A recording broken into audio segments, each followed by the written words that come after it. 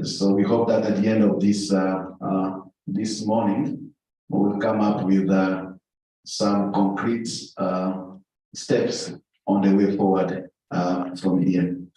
So I'd like to thank in advance Father David Eliaona and Matthias, who are going to lead us into this exercise as we conclude the day. So I would like to ask Father Dismas to start with the word of prayer. In the name of the Father, and the Son, and the Holy Spirit. Our Heavenly Father, we thank you for this new wonderful day. We thank you for the discussions that we have had yesterday and the day before yesterday for our people in Africa. May you bless us this day as we conclude our discussions. Bless those who have prepared this forum. I bless our discussions and efforts for our people and for Africa. We thank you, Lord, for the help you have bestowed to every one of us. May you help us to use our energies for the future of our people and for Africa. We ask this through Christ our Lord. In the name of the Father, and the Son, and the Holy Spirit.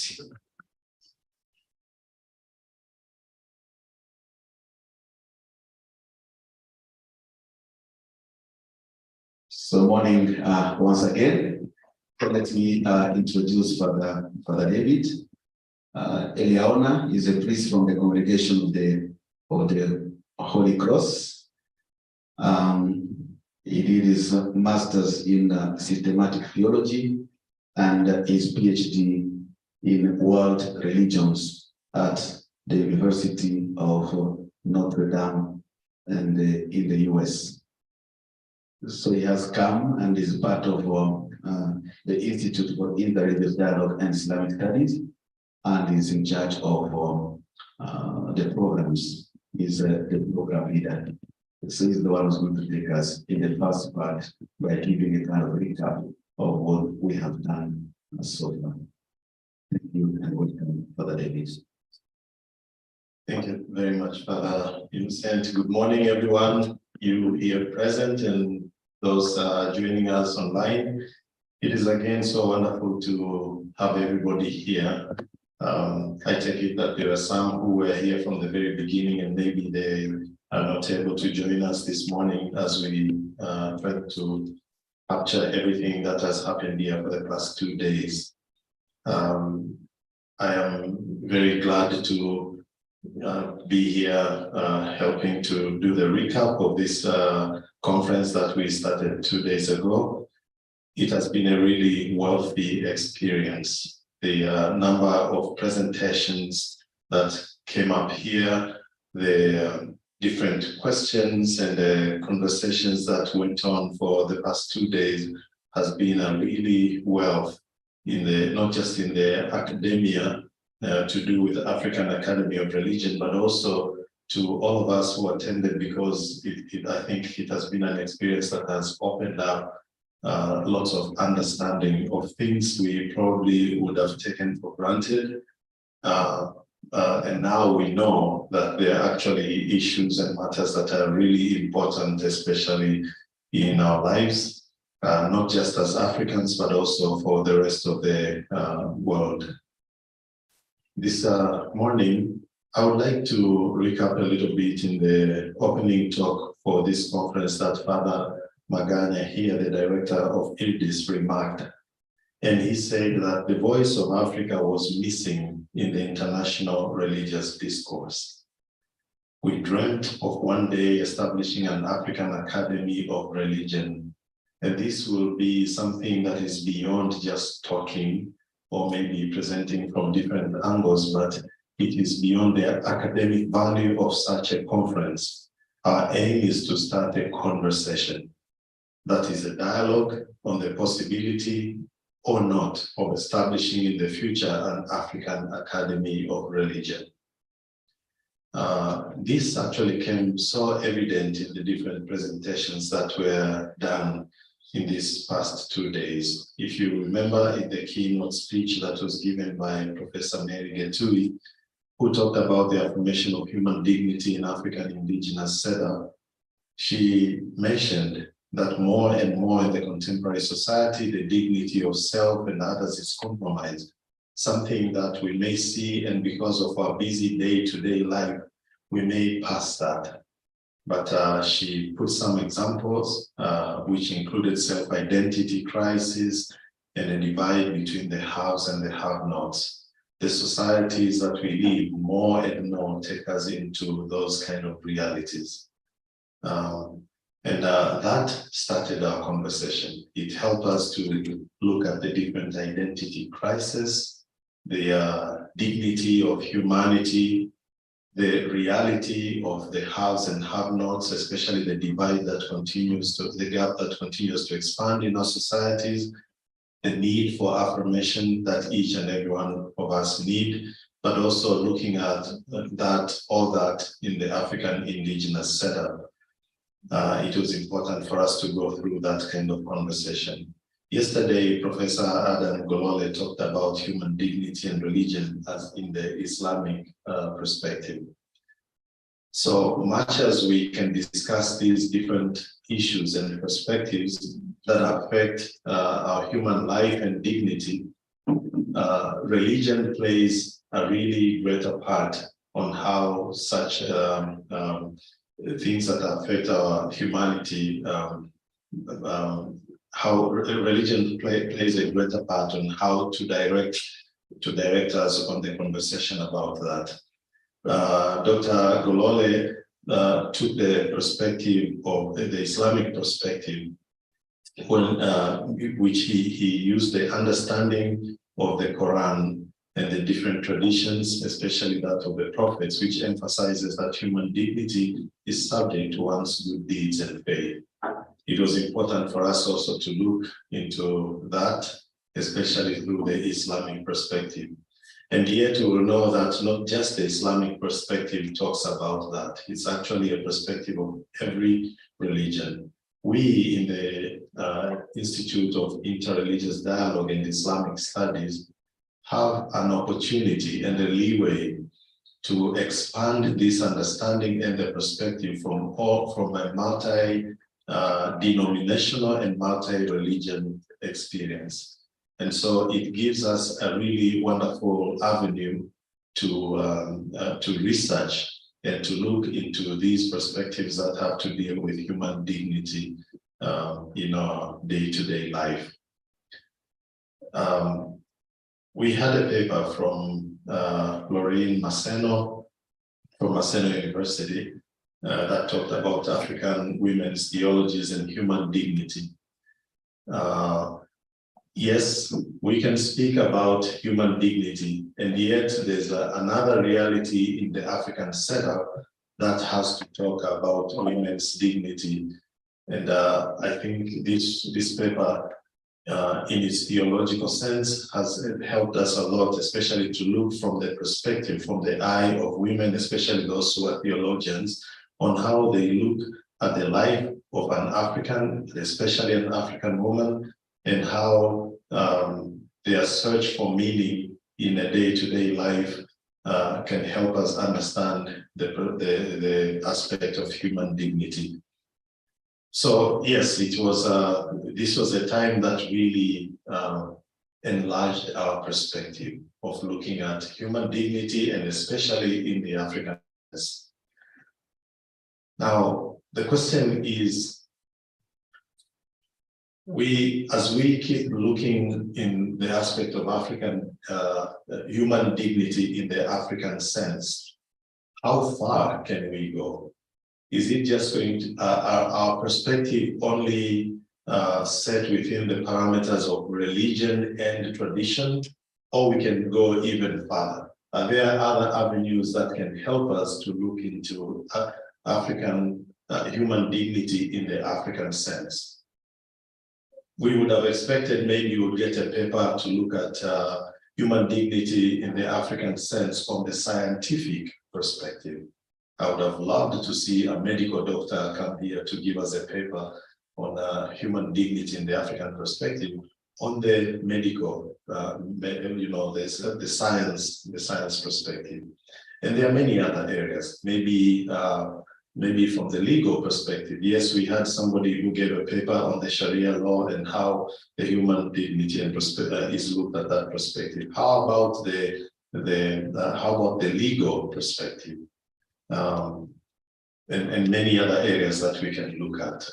So that's why the opening remarks of Father Innocent were important, to say that beyond the academic value of such a conference, our aim is to start a conversation that is a dialogue on the possibility of establishing in the future an African Academy of Religion.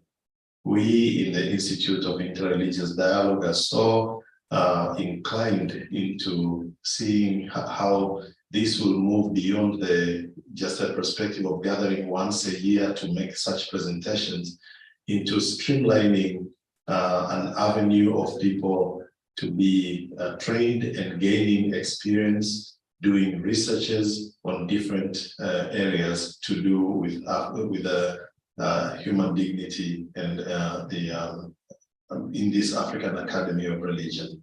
So yesterday when Dr. Bakumia was making a presentation, I was really, really impressed by the terminology that he came up with.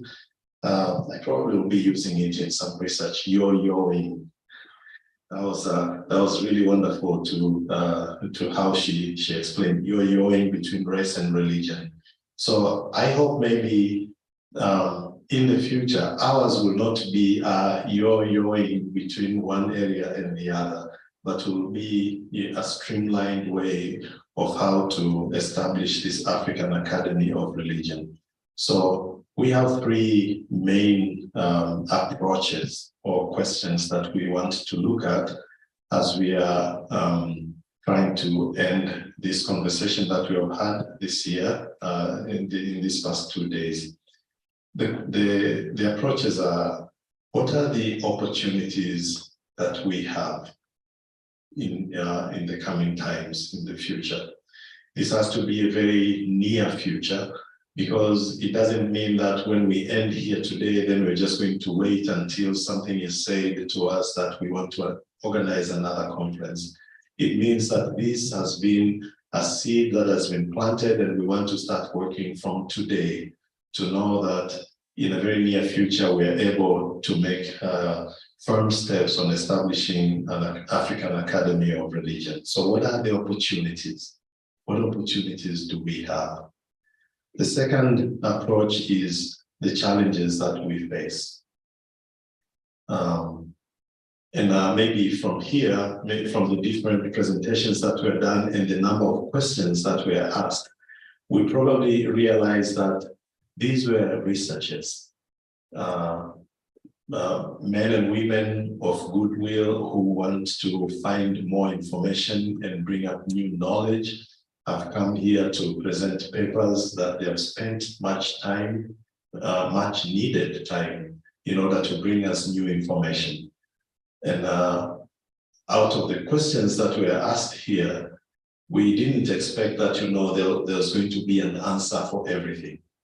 I think maybe out of the presentations and the questions, what we expected is that maybe we are going to be tasked with more questions, because questions are opportunities. And so every single one of us will be sent out there to continue to do researches in one way or another. And these are going to be researches away from maybe the more traditional ways of research that we have known, either maybe just on the line of African tradition, or maybe just in the line of human dignity, or just in the line of religion. But in the mix and the crisscrossing of these perspectives, we can come up with completely new ideas and researches. This world is in so much need of new information in our researches. So what are the challenges that we face? And now, given the opportunities and the challenges, the third approach is, what are the steps forward? What are we willing to do? From here, I suppose everyone is going to take the task of what they are going to do. I have the opportunity to do something, and you have the opportunity to do something, and we hope that you are going to make those steps to go forward in bringing the wealth that is needed. I think if we will be able to follow these three opportunities, we definitely will make our part in the establishment of the African Academy of Religion. So I leave you with those three approaches, three main questions, and hopefully each and every one of us, as we discuss today, maybe ideas will begin to flow, we'll brainstorm, and then we'll give each other different avenues of how to continue with that. With these few words, I would like now to pass this mic to Matthias, who also will give us now another perspective of what to do about this thing. So we welcome Matthias, as I said, is the senior advisor in interreligious dialogue at the Institute for Interreligious Dialogue and Islamic Studies. We've been working together for the last 6 years. It has been seconded to us by Agiamondo, which is a German organization which works with Catholic institutions in providing personnel and helping local organizations to establish themselves. So he came with a wealth of experience at an international level, and his presence has been a great contribution to this institute, and we are grateful for his presence among us. So he's the one who's going now to lead us into the next session as we try to come up with some concrete ways of going forward. Matthias, welcome. Thank you very much. Thank you to the audience in the room. Thank you to our participants online for your perseverance. Day 3, not easy sometimes. So we're doing something a little bit different now. After 2 days of academic exchanges, what I will try to do now with you is I will guide you through a different kind of discussion today. I will also physically guide you through it here because I will walk around with the microphone, and we will try to do our hybrid nature of the conference justice by also making room for the participants online for their contributions. What I will not do, I will not address any further content questions. So I'm not going to wade into human dignity. I'm not going to wade into controversies around religion and religions. We have done that for the last 2 days. And please don't be mad at me if I cut you off if you do that, because what we're trying to do is focus on the questions at hand. As Father David has introduced already, we will try to now address 3 areas or questions of a more structural nature. For us at IRDIS, and for you to ponder and to examine, to see clearer where we are and where we want to go with such a format.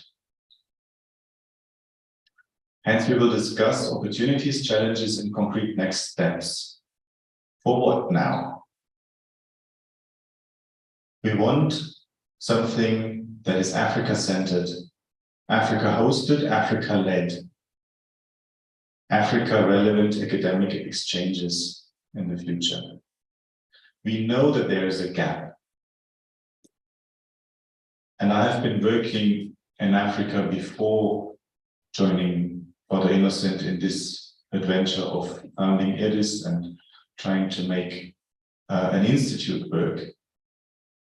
There is a lack of opportunities for academic exchanges that are robust enough to sustain into the future.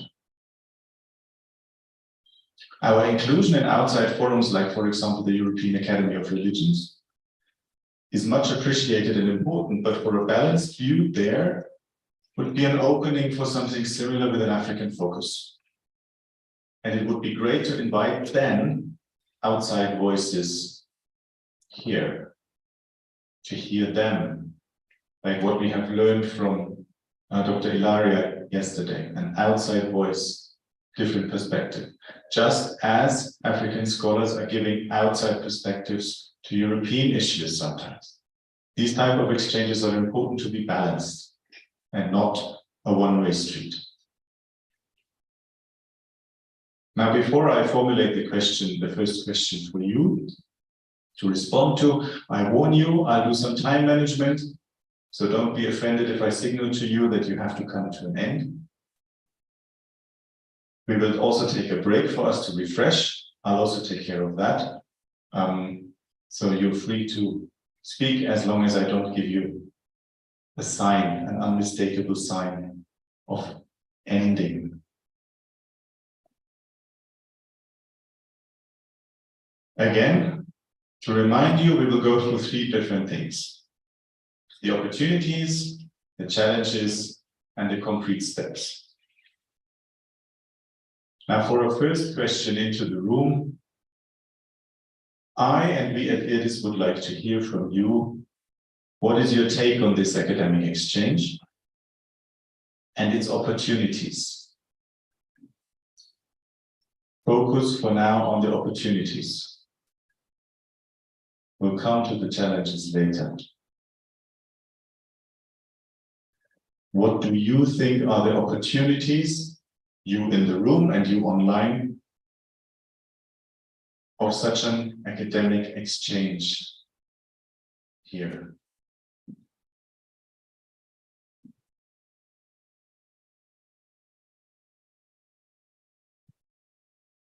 If you have a statement online, please raise your hand, and then we will know that we put you on the screen. Otherwise, please signal to me in the room if you want to start. The first one always gets the benefit of great thumbs up, because the first one is always the hardest one.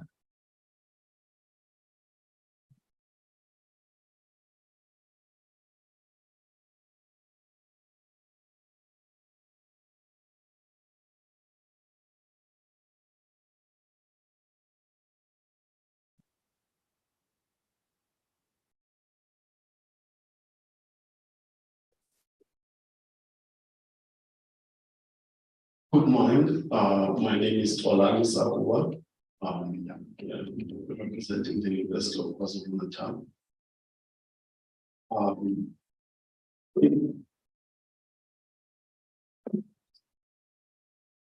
In my view, the very obvious opportunities that I think would be created by such an exchange would include things such as an exchange of ideas, but those exchanges of ideas would not just be exchanges of ideas, but these would be ideas that are emanating from our diverse contexts, because as an African community, Africa is not a homogeneous context. We are a very diverse context. Each context comes up with its own challenges. Each context comes up with generates its own questions. So we would be able to venture and tap into each other's worlds.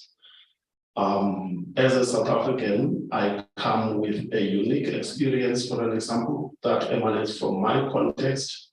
But even South Africa, in and of itself, is not a homogeneous society. We are a very diverse society in South Africa. So my immediate context will contribute to some uniqueness within that, within this kind of an exchange.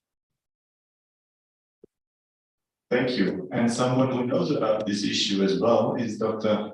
Fatima, and also our colleague Ilaria, for example. Whenever we talk about African contexts in Europe, steep learning curve there, very steep.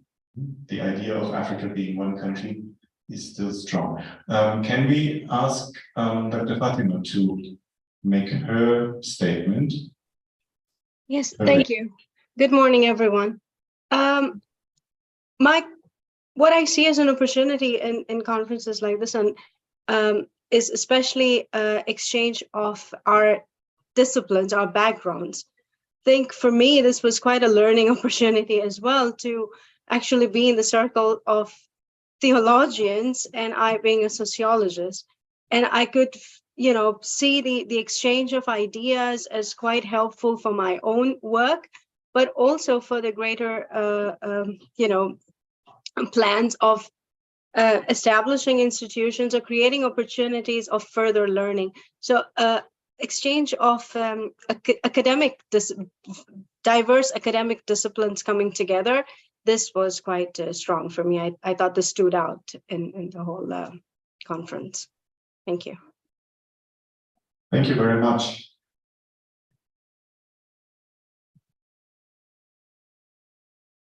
Yes, good morning, everybody.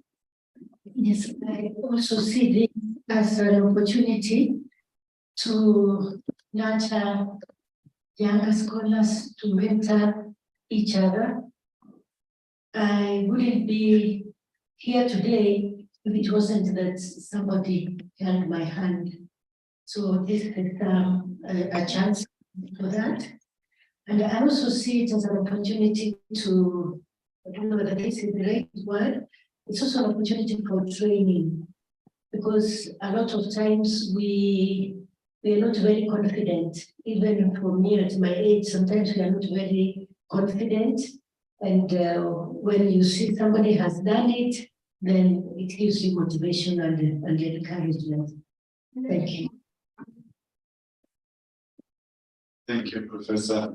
Gosh, if you're not confident on the basis of all your achievements, how can we speak up?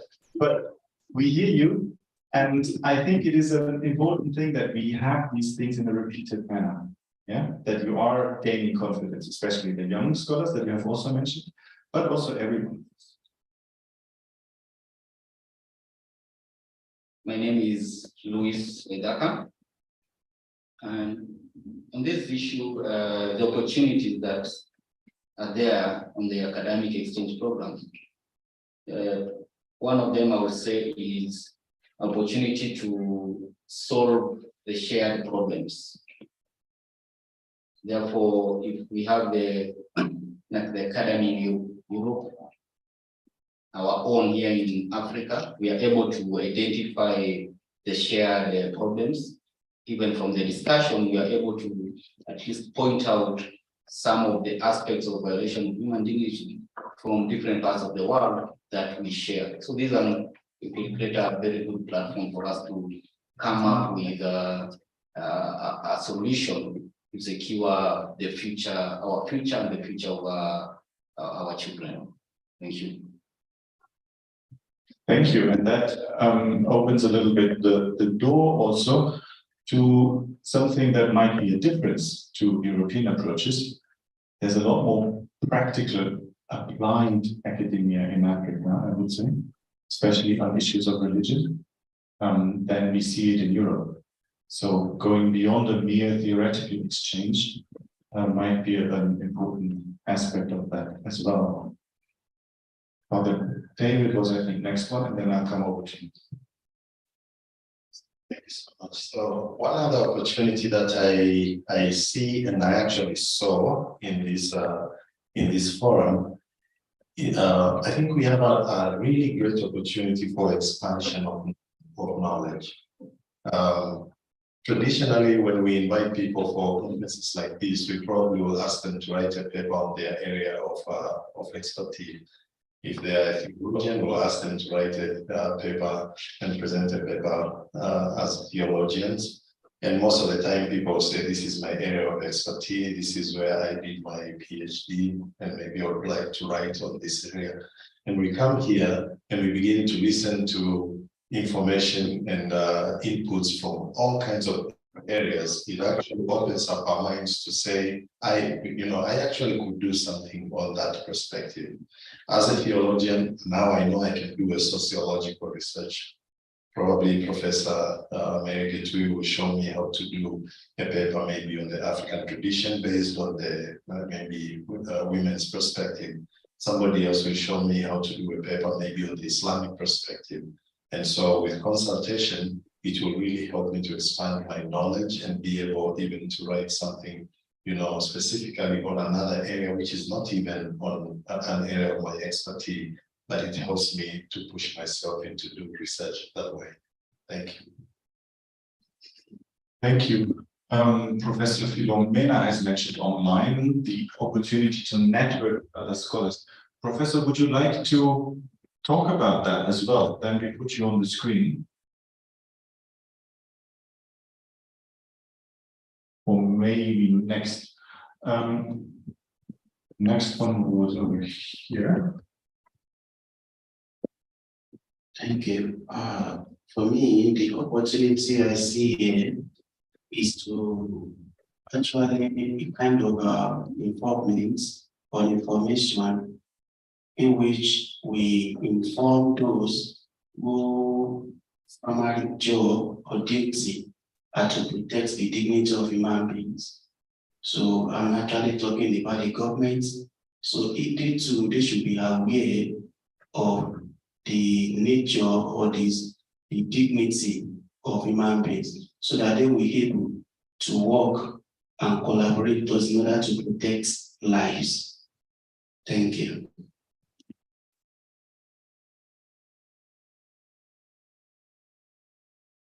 Thank you. My name is Reverend Peter Nolafe, Strength of Islam. I would like to start mine with a note of appreciation to Father Innocent, who invited us. I would like to say, particularly that when we received the message on Monday, we were somehow said, how are we closing classes for the next 3 days? But so far, I think I've been more than challenged with all the papers I've listened to for the past 2 days. As a matter of fact, I did my project on a Persona Sigma Day, Meteorological Day, evaluating the humanity of John Paul II. Thank you. Therefore, looking at human dignity in our culture, and papers I've been listening to, I've been more challenged to look at my paper then and how we can look at cultural diversity. And thank you, Doctor, you have mentioned that, putting that under the challenges before our diversities as African. It's true that we're African, but we are not the same. There are many practices that are peculiar to each culture. And one in my culture is that of widowhood. We are going to talk about that again. And therefore, I really appreciate for the opportunity we have had so far, listening to different scholars and expertise. Thank you. Thank you. Yes, as for the question of what is my take, first of all, my take is that by creation of such an academy, I think we first of all build an address for people, because sometimes when you want to discuss anything concerning religion or whatever it is, you ask yourself, where can I go to get such information? Then if we build such an academy, then anybody who is in Kenya or maybe in Africa then knows that whenever I want to do any research concerning religion, then I have an address where I can go. In terms of opportunities, I think, as said by also the professors before me, that it will create an opportunity, whether it is for young or maybe for senior scholars, to interchange knowledge and also learn from one another. Therefore, I see this as a very big opportunity for anybody who wants to now venture into the field of religion or any other research activity. Thank you. And to respond to the question that was posed online about is human dignity the topic that we want to go on in future follow-up conferences, exchanges, I wouldn't restrict it to that. So the idea would be to open it up to different aspects that are all under the wider roof of understanding religion in an African context. We can give different panels, we can give different topics. No, this is all just the starting point right now. So the idea would be to widen the scope there, to become more interdisciplinary and to become more open in so far which questions do we want to address in such a forum. Thank you very much. For me, this rich academic exchange has also offered the opportunity for us to retrospect in order to know how to forge ahead. Questions like, where is Africa and where is Africa heading to? This academic exchange has really challenged us to know what to do and where we need to be. Again, the question here is, as Africans, we really need to have a common voice in order to forge ahead together. There should not be any form of discordant voice or voices. And that is what this academic exchange has really provided, which I see as a challenge for all of us. Thank you.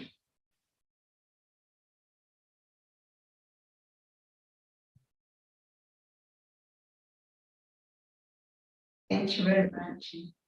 When I'm looking at all what has been presented within the course of these 2-3 days for today, I feel that the opportunity that would come in my mind is that how can we involve the policymakers?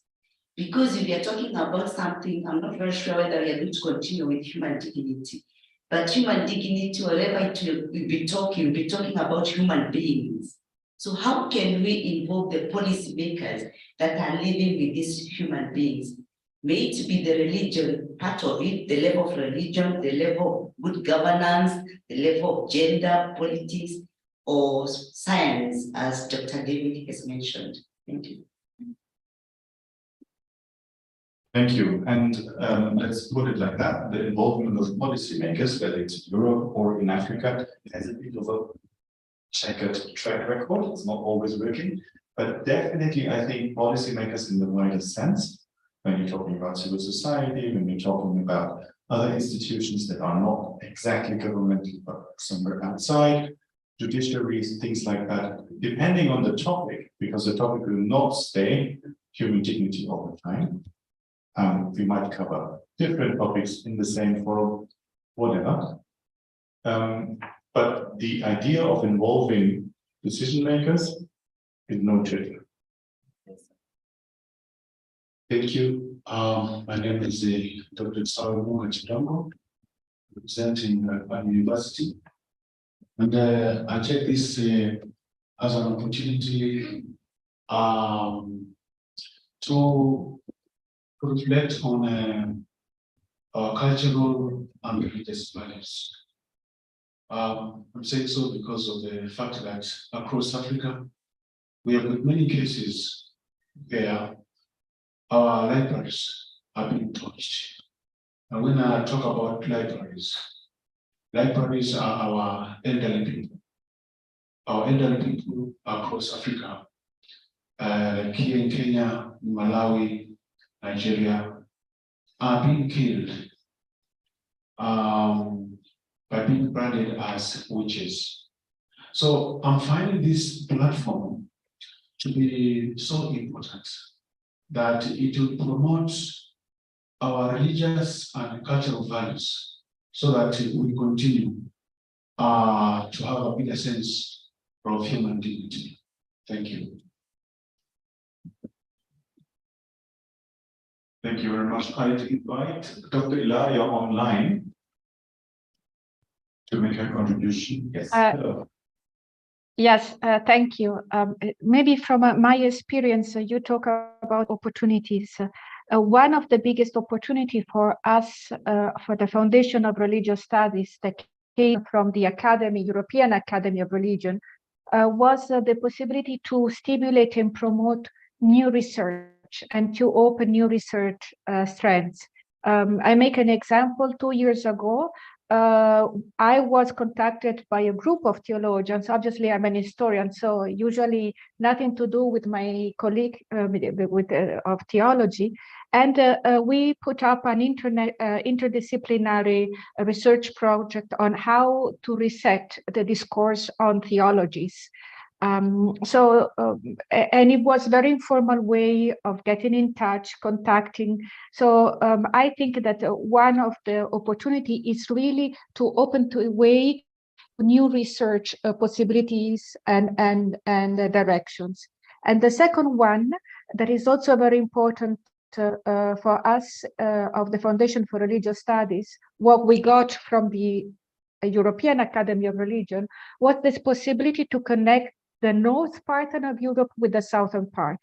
Because of our language diversities, you know, sometimes we specialize in Italian, in French, or in Spanish, and we do not know so much about what's happening in English-speaking countries or German-speaking countries. So this is also for us in Europe the opportunity to get to know research that has been done by colleagues who do not share the same language, but thanks to the fact that they are presenting in English at the European Academy of Religion, we get aware also of these different inputs. So I think this is also something that could be very valuable for the African Academy of Religion.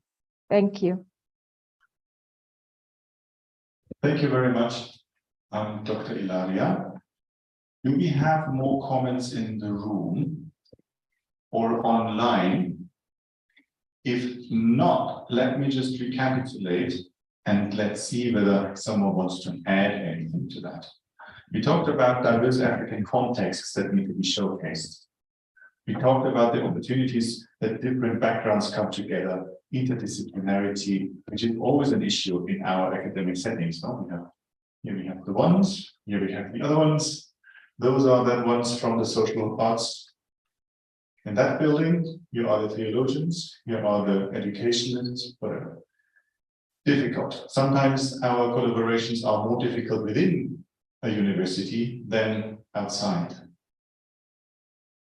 What is important to give room to younger scholars to be heard, mentoring opportunities, to be trained in these kind of presentations, in these kind of methods. The more we go online, the more important it is to relearn some of our presentation techniques, some of our research techniques.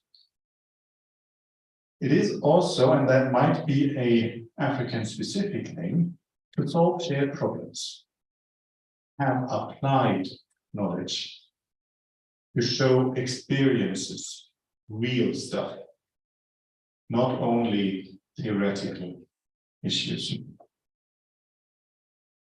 It is also about the extension of knowledge, to go beyond what you always do.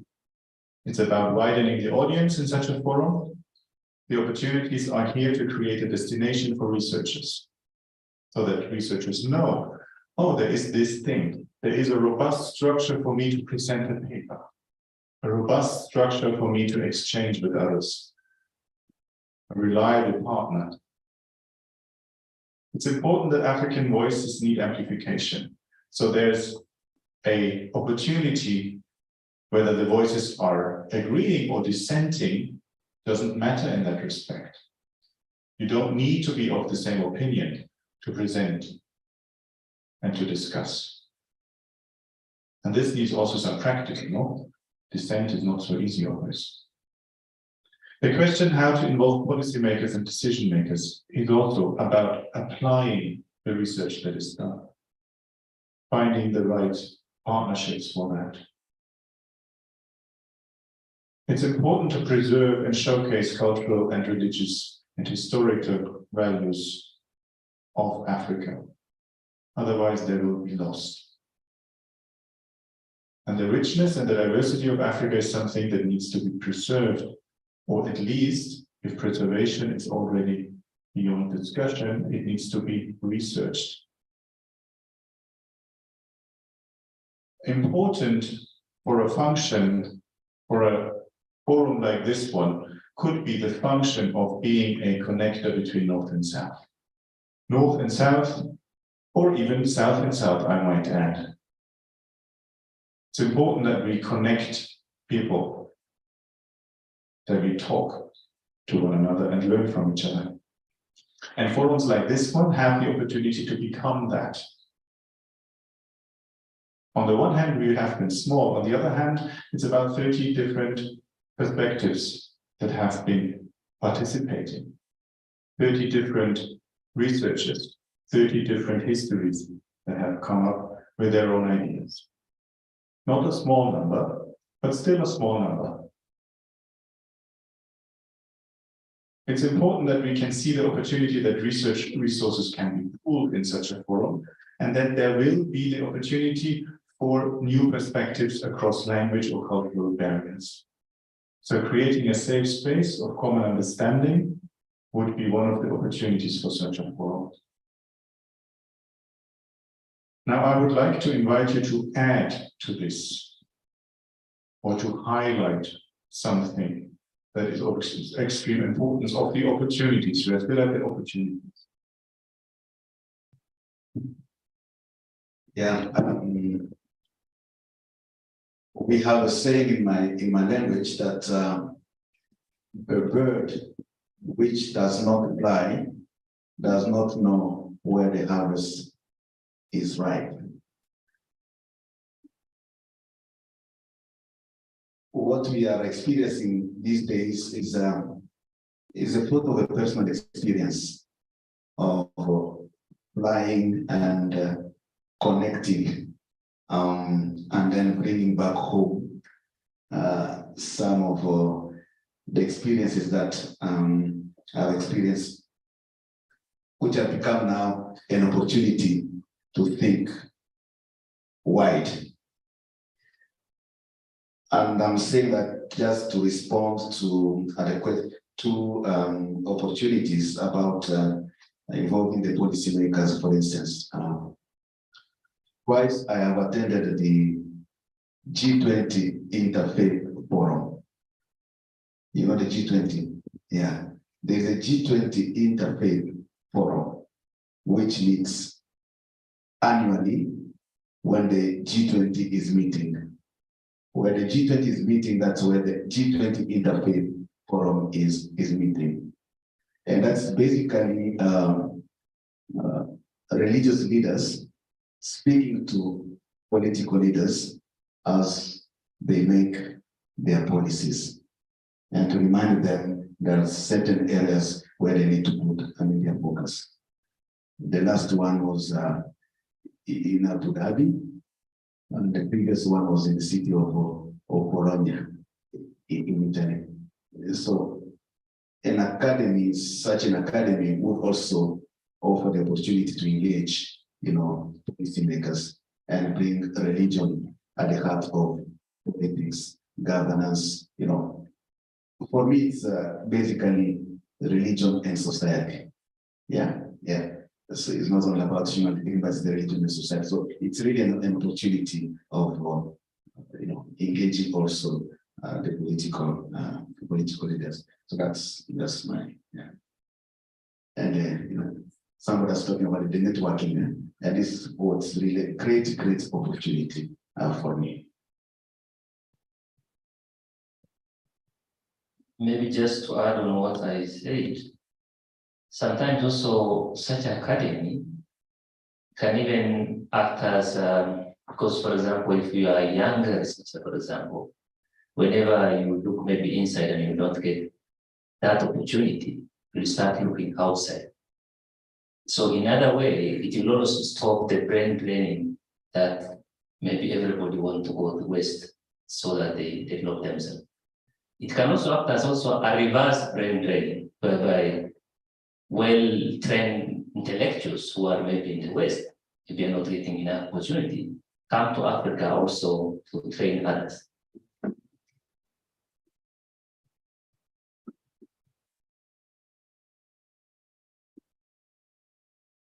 As I was reflecting on the comments by different participators of this conference, I thought that the academy can be very helpful or can be a very big stakeholder in terms of curriculum reforms in the religious studies.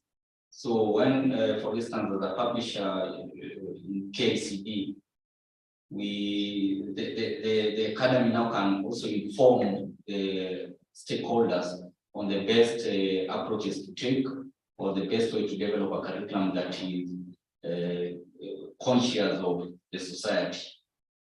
Yes. Thank you. We go to two more. Thank you.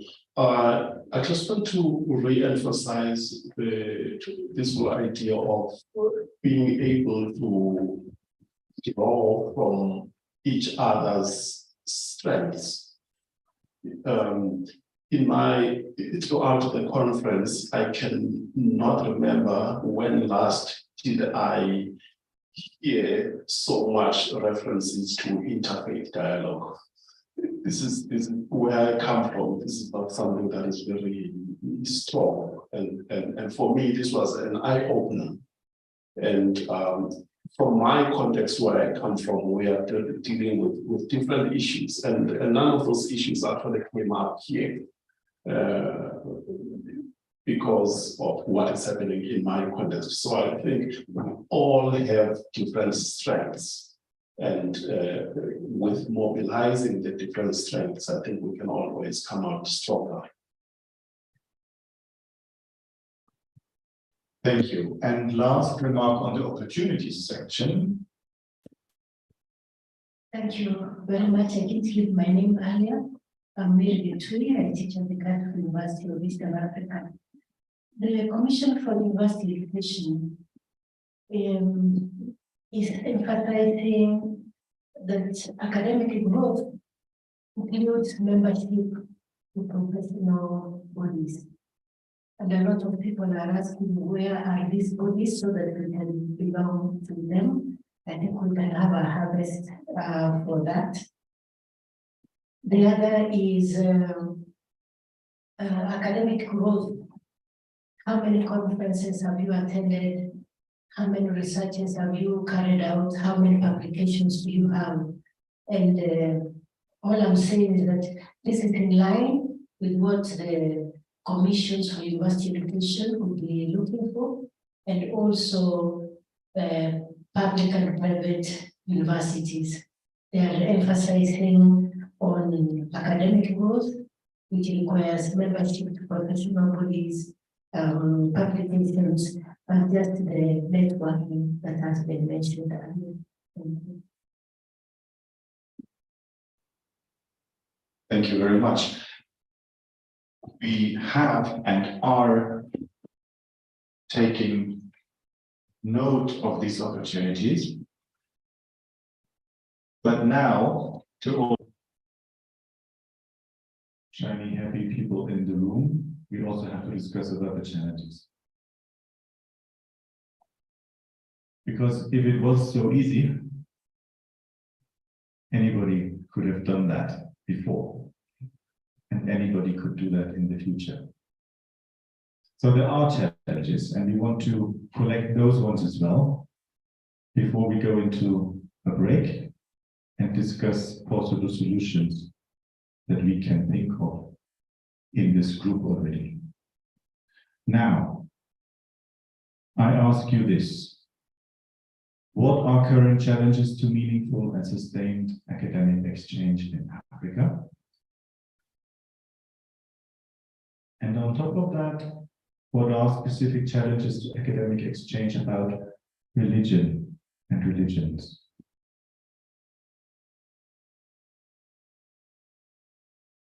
Current challenges to meaningful and sustained academic exchange in Africa.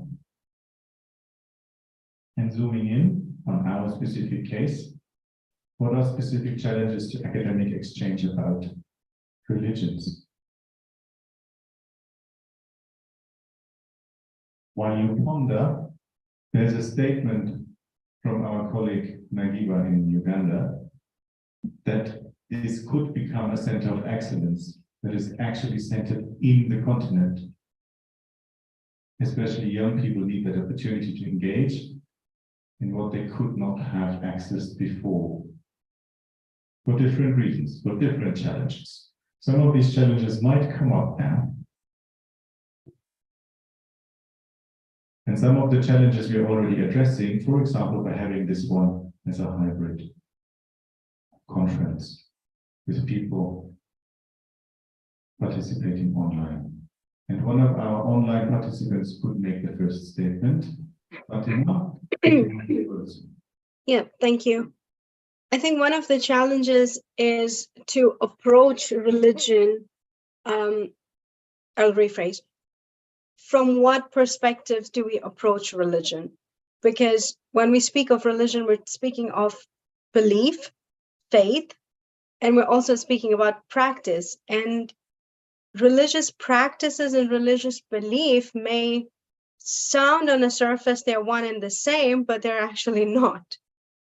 And as our papers have also shown us in the past couple of days, that scriptures are written text, but then the real practice on the ground is something else. And that could actually be the same for us as well. That how do we approach religion? And depending on how different people then approach religion, that could probably pose a challenge. But I think this is more not a negative challenge, or rather, but it's just something that will that can be taken as more like a thought, thinking point or something, like something to actually make us come up with statements or papers, if I think in terms of academics, or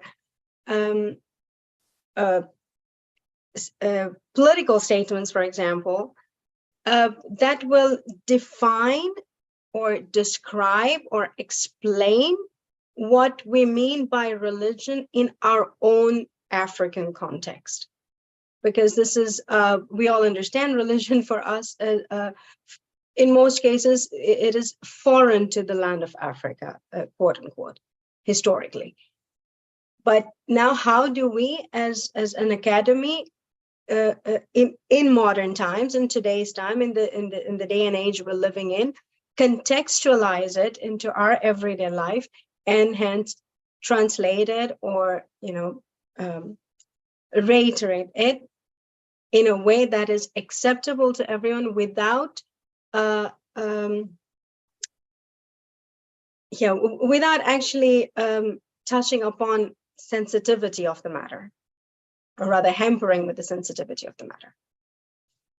Yes, and I think that is a challenge mostly for the hosting institutions, for the people that are organizing it, to come up with an inclusive terms of reference, an inclusive understanding of what a safe academic space is when it comes to religion and things like that. I might say that at IRDIS we are working in that context, being conflict sensitive, being context sensitive, being gender sensitive, being all these kind of things, so we can offer our resources. Not all the researchers have to fulfill all these criteria. Yeah, it's an open and academic discussion that can be challenging in itself, but providing the space for that, that would be a challenge to, in this case, for example, us.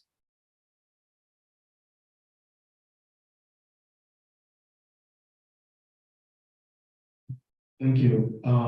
Maybe to add more to what Ilara has said, is about the challenge of secularization. So secularization at the moment is in Africa, and it's like one of the challenges of religious beliefs and practices. To an extent, secularization has already been adopted in some different governments, constitutions in Africa. So this might be a challenge for us as we develop African Academy of Religion. Thank you.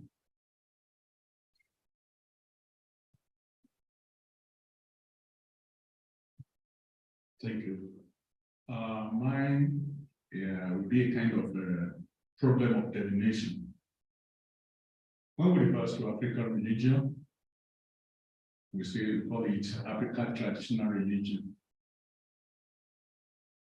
For me, how do we distinguish African religion from our cultural practices? Because it's always easy to refer to, so okay, we define Christianity, Islam, and other world religions with a definite concept. But we put all the African religions together, African traditional religion. From when to when is it going to remain traditional? Therefore, mine is that of definition of what is really African religion. Take care.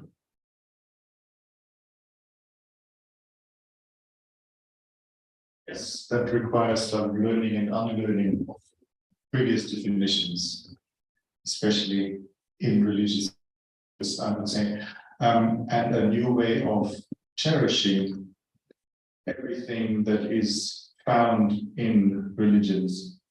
Yeah, that is something where we still have miles ahead of us. But I think a forum like this can take on that challenge and try to open up these definitions, these ideas. Thank you very much.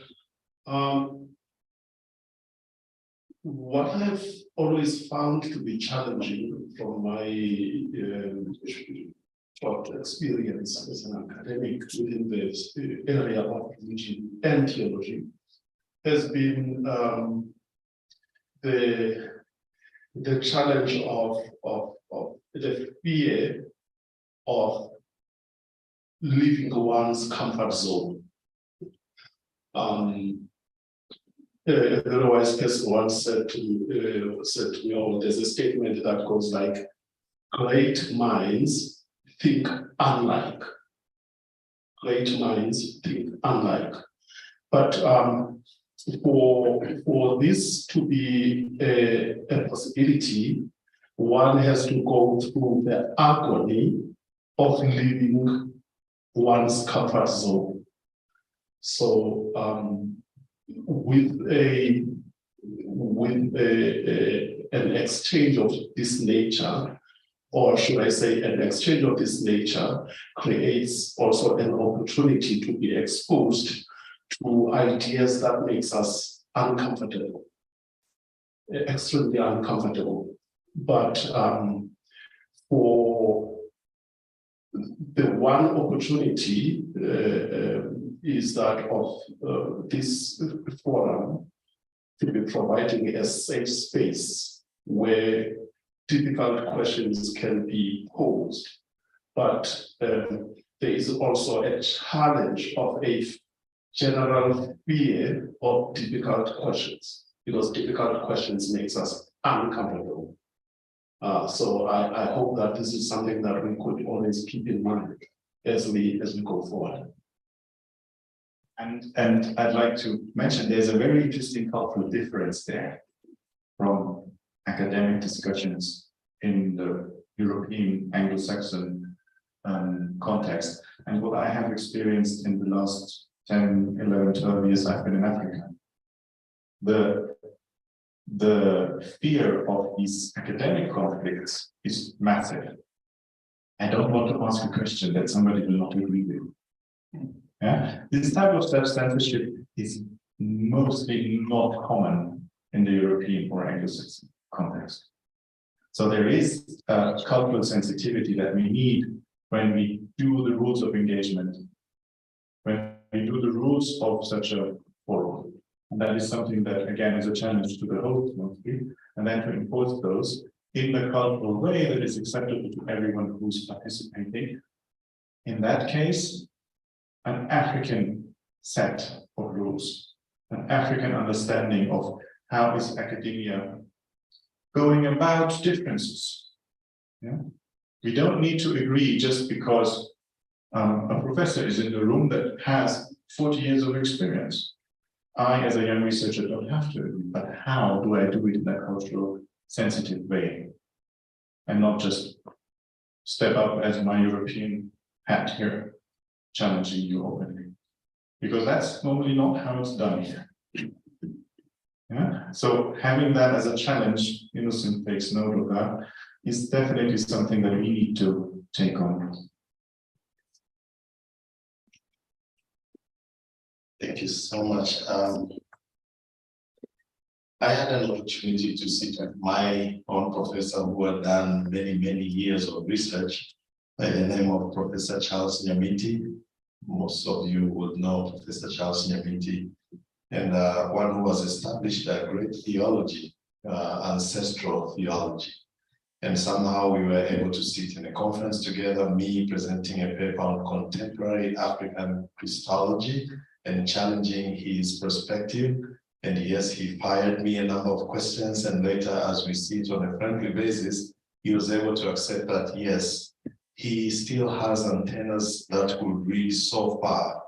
And yet we live in a generation that doesn't have antennas or discs that could catch that far. And so as we continue to do research today, the challenge is to know that even when we talk about certain rules of engagement, when we discuss about African religion or African traditions, there is contemporarity, maybe for lack of a better word.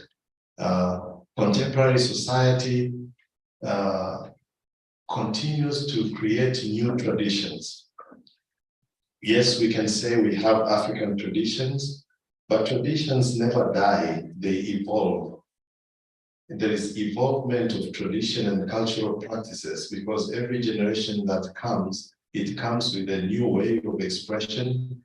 It continues to grow in new ways of practices and forming new traditions. So even as we sit today, I think maybe the most dangerous thing that we would vest on ourselves is to continue to say what our ancestors used to do.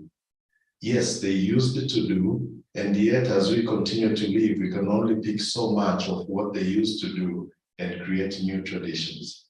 So the challenge is to open up. Probably the biggest challenge is to open up to the contemporarity of our own times and to create traditions that will help us discuss things in wider perspectives. Thank you. We had a hand raised online by Professor Kakumbi. The floor is yours.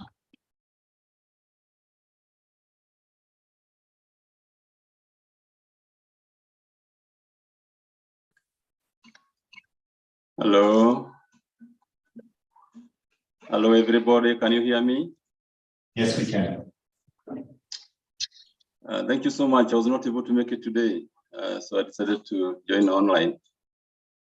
And so far, thank you for the discussion. I've been following keenly. And as far as the challenges are concerned, one of the things I would think that we need to think about is a challenge of suspicion. We normally do have suspicions among the different faith communities. We also do have suspicion amongst us academics.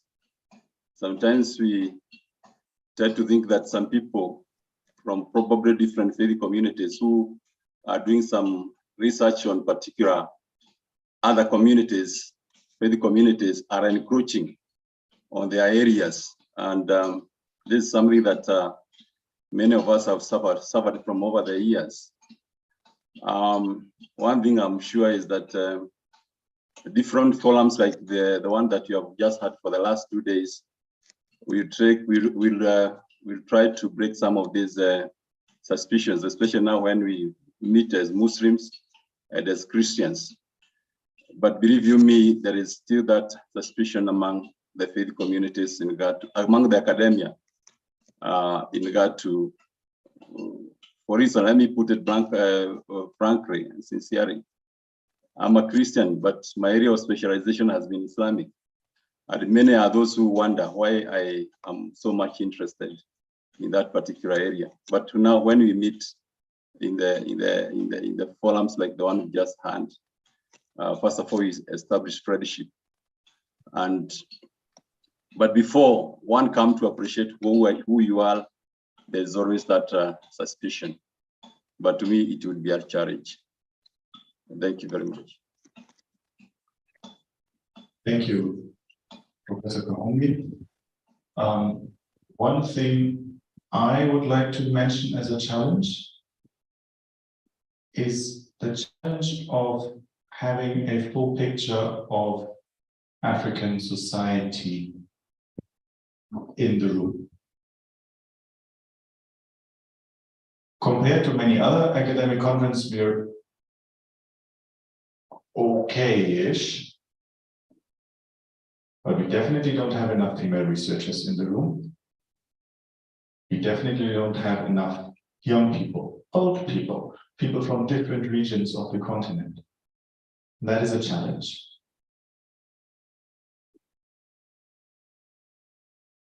Do we have any more challenges you would like to mention?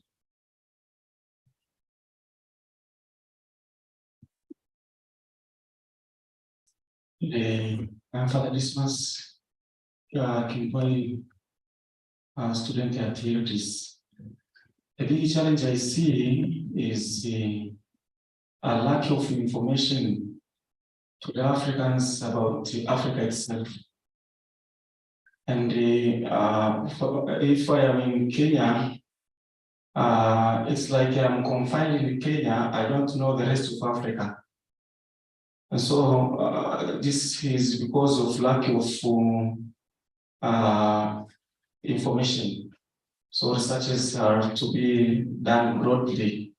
As researches are not done well because of lack of resources to the young students who would like to become researchers.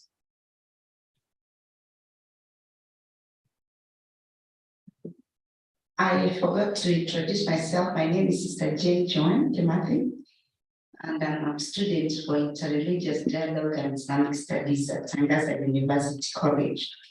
One thing that I see as a challenge, and I think maybe it can resonate to some of the points that have been raised up, is holding on to our Berlin walls. Our Berlin walls. We have our Berlin walls within our religion and within our faith. We don't want anybody to break and break. We also have our Berlin walls within our cultures. We don't want anybody to know who we are, and we keep on referring. So if at all we are going to move forward with this African academic of religion, how are we going to be the model for the people that we are going to bring on board? Thank you. Thank you for a German talking about the Berlin Wall. But I understand where you're coming from. Don't be scared. We don't know what's behind those walls. And that again is something that needs to grow over time. And maybe Father Edison can mention that in the end of the challenges when we're talking about safe spaces in that respect. Sorry, I'm stepping out. Somebody was right here the gate, but he couldn't see the sign. He's gone back, and he'll be logging in anytime. Sorry about that. Yeah, so maybe what I'm going to say has already been mentioned. I think one of the challenges we would face is people would ask, what is the cutting edge of the African Academy of Religions? In other words, there are others. So what is new or what is going to be different from this one? And that carries a lot of weight. People would know we are human. Sometimes we are very pessimistic. What are the structures going to be like? Who is going to be in the administration? Who is going to be in the leadership? These are real issues. I've been in several of such, and those are critical questions that members or prospective members would like to ask. Thank you. Yes, I was hoping this is not going to come up. But yes, these are the nitty-gritty things, the legal status, the personnel, all these kind of things. And what I can say from our perspective at this point, it's important that we don't go all of that alone.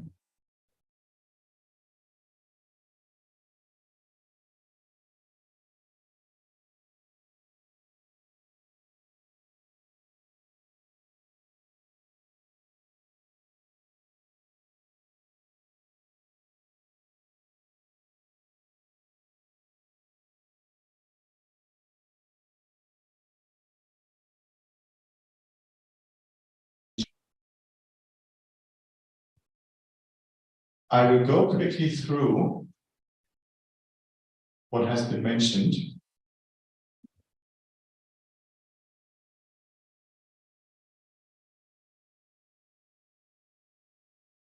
So that you can add to it, just like we did before. And I've forgotten about you. I'll give you the microphone next, sorry. Some of the challenges that were mentioned. The question, from what perspectives do we approach religion, faith, practice, and beliefs? And in that respect, what kind of inclusivity or ask on this type of discussions do we want? It was mentioned about challenges of definition of religions, especially when it comes to the African context. There's also, on the opposite side, the challenge of secularization, which is something that probably needs to be discussed. Not sure whether that can be addressed in an academic way, but it's more an observation that this is happening. What came up and what rings a lot of bells in my mind, safe space for disagreements. I think this will be the challenge to the hosting institutions. The rules of conflict, the rules for difficult questions, so that the challenge of suspicion amongst academics, religions, etc., can become less severe, less grave. It's important to include contemporary traditions, contemporary issues, as well as historical ones. Another challenge, gender and other groups, representations are not balanced. That is a challenge that is not just the case in this forum, not in this part of the world, not amongst scholars of religion, but everywhere. We're living in a patriarchal world, not just a patriarchal society, and that needs to be countered. And we at IRDIS are trying to counter it in our own way, and we would like to counter that then as well in an equitable way in such a forum. A big challenge, and I like that bringing this one up is very important. The knowledge about Africa is limited even amongst Africans. And from observations, yes. And it's very difficult to address that from the outside because that is also unfair. But the observation on the surface is there is not enough knowledge of Africans about Africa, of Kenyans about Kenya, of Nigerians about Nigeria. Maybe we can widen that perspective, especially when we're doing interdisciplinary approaches. We also mentioned the lack of research funds, especially for young researchers. Big issue, big issue. Difficult issue to be addressed on the level of an overarching academic forum, but what it can lead to is that this academic forum helps you to access more, to be more visible, to be able to showcase. The fear of breaking down religious and cultural walls with our research, or just listening to other research.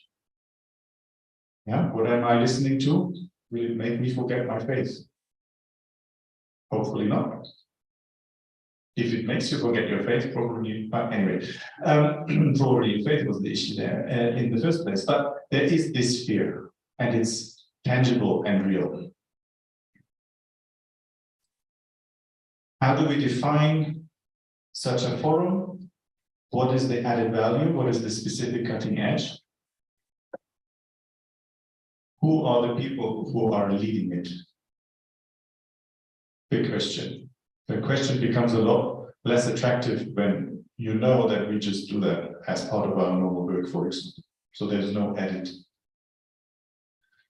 income or even prestige from it. But it is a valid question. How do we define, how do we organize that? The idea of this Zero conference is to start an organic process in that respect. But we will see about that in the solutions. And one issue that thankfully has a bit of technological solution to it, hopefully, is the inaccessibility. And we can talk about that then in the solutions part as well, because in the last couple of years, there are options that help with inaccessibility, especially cost-effective options. Now, towards the end of this, I forgot about you, Doctor, so I'll give you the first add-on option to it, and then we'll go once more through the room before we break at around 11 for a tea break, and come back then to find solutions. All right, thank you. Okay, let me also introduce myself. I'm Dr. Adam Tirso Gondole. I think we talked a lot about the ideological challenges, and I believe most of the opportunities that we mentioned earlier can also be challenges in itself. But there are also challenges that I want to touch on, that if maybe in IRDIS we say we're going to hold that wood by its own, then we're going to have challenges like in terms of maybe infrastructure challenges, like building a station for us to build an African academy of religion. Then we need to have certain infrastructures in terms of building libraries, in terms of building conference and all that, the conference centers. Then I also think that there will be sustainability challenges, that in terms of also sustaining with the same ideology, or maybe financial, in terms of maybe getting finance to sustain that project. Then I also think also that we're going to have challenges in terms of the know-how challenges. The know-how, I mean, in terms of getting people who have the same values and thinking, who maybe think inclusively, not exclusively. Then I think this will also become a challenge.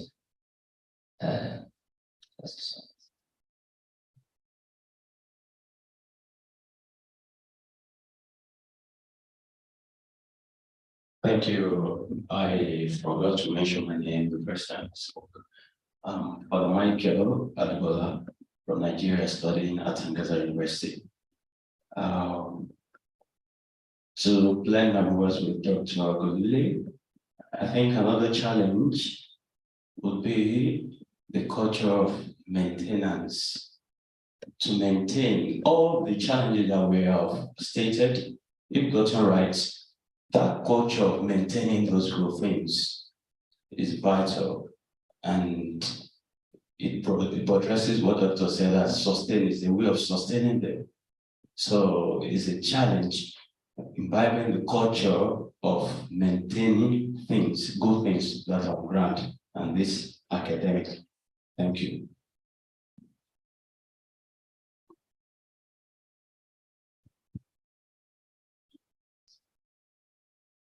Good morning, all. My name is Bashir Haji. I would like to add my voice to the need for the African Academy of Religions. I've been blessed to be guest at the European Academy of Religions, courtesy of our innocent here in Bologna, Italy. And at that time, they were holding a huge European conference. And I think that was the first time that Africa was attending, and we were invited.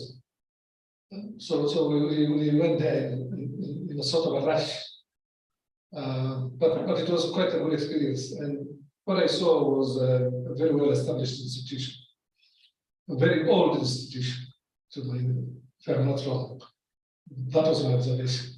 So this fear of, because I'm addressing here the fear of sustainability, the fear of establishment, the fear of capacity and all that.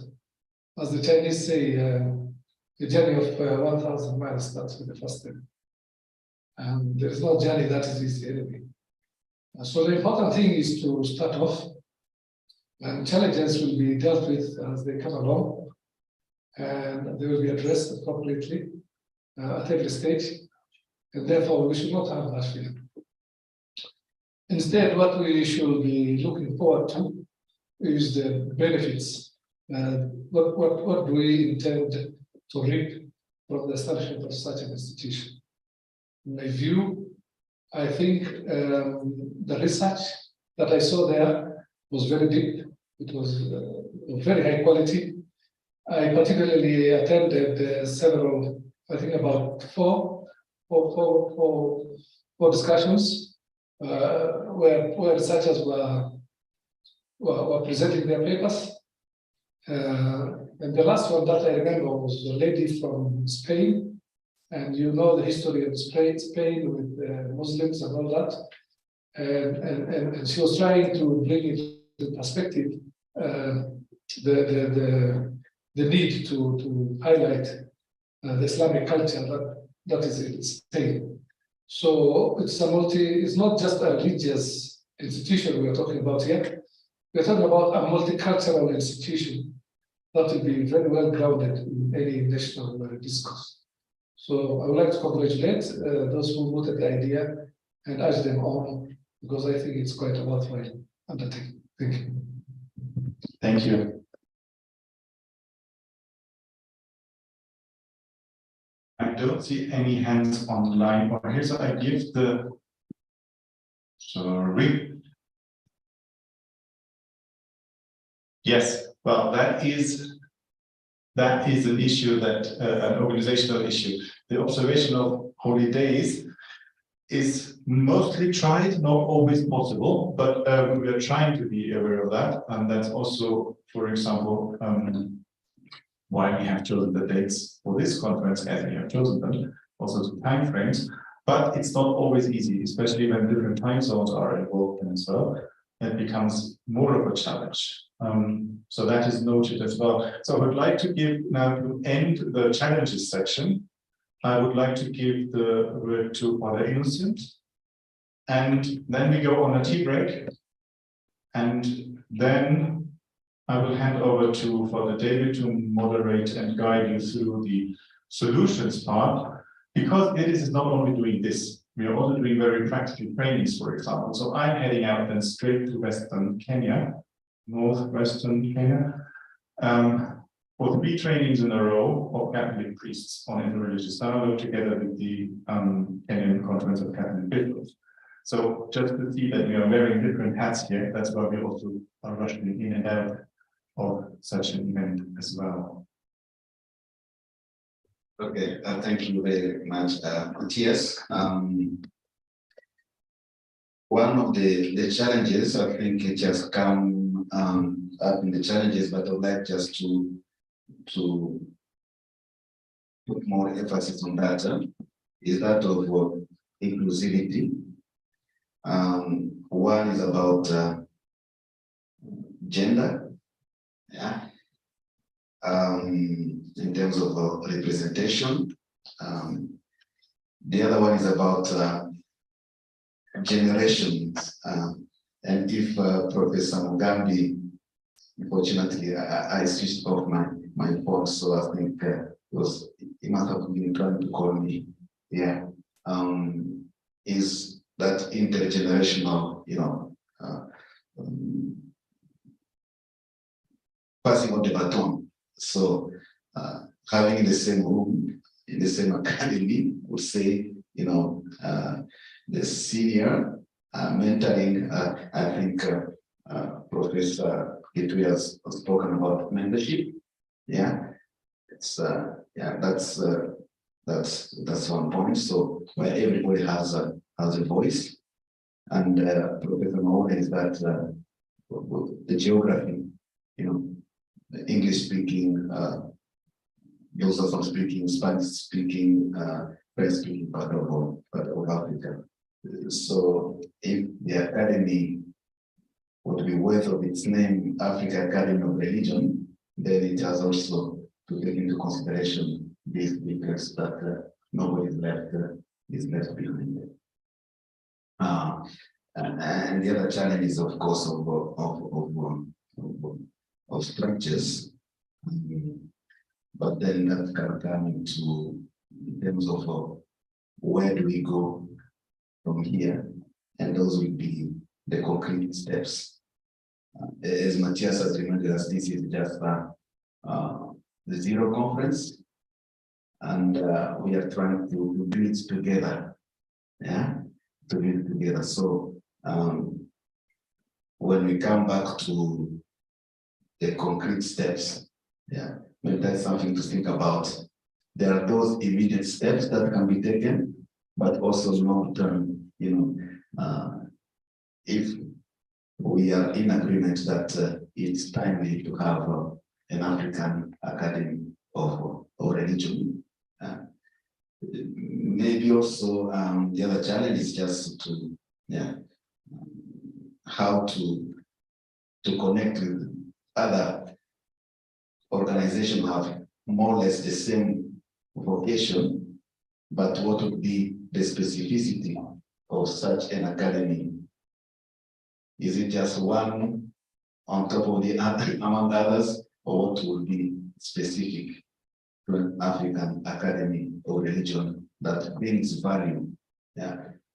Last time, and at the beginning, I mentioned the Association of African Association in Religious Studies, AARS. So, what would be?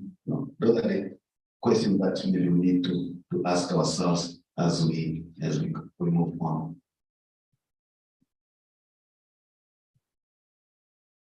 Thank you very much. Now with this, and with the urge of building safe spaces also for academic exchange, we will enter a safe space of a tea break now, where you are absolutely allowed to continue the discussion or discuss something completely different, because that is also sometimes necessary. So get to know each other, use the next 30 minutes. We come back at 20 past 11. 20 past 11. I'll give you 30 minutes. I'm very strict on that. Let me get enough time to interact outside of this room.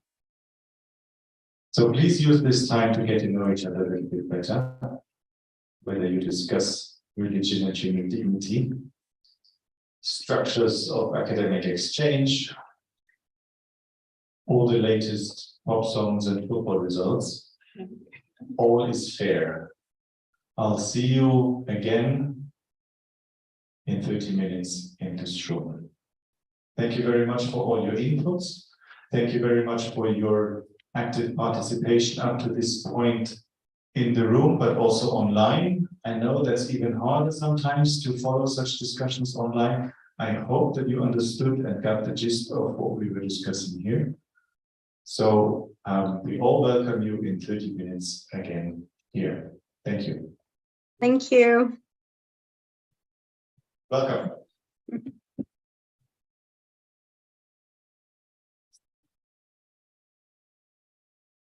All right, almost off. Do you have a second drink? Yes. Yes, I can sit down. Yeah.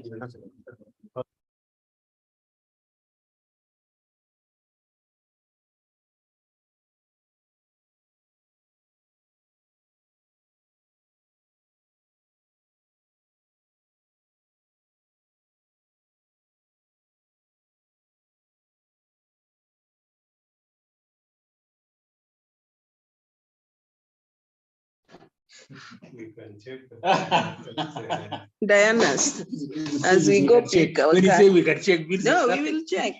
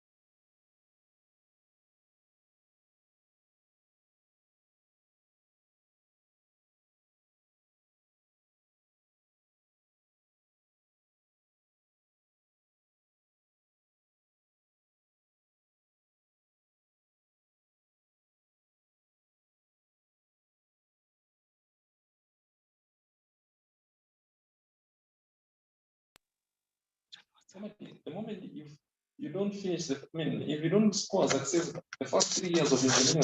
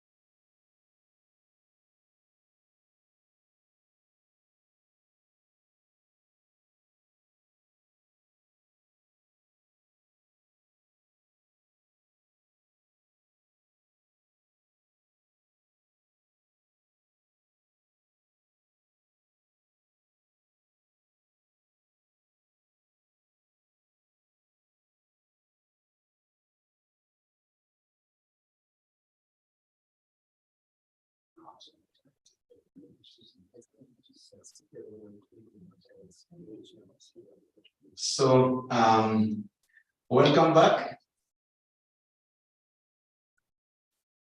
I would like to greet in a special way Dr. Julius Kathogo. Is also one of the leading experts when it comes to African theology, religion, and culture.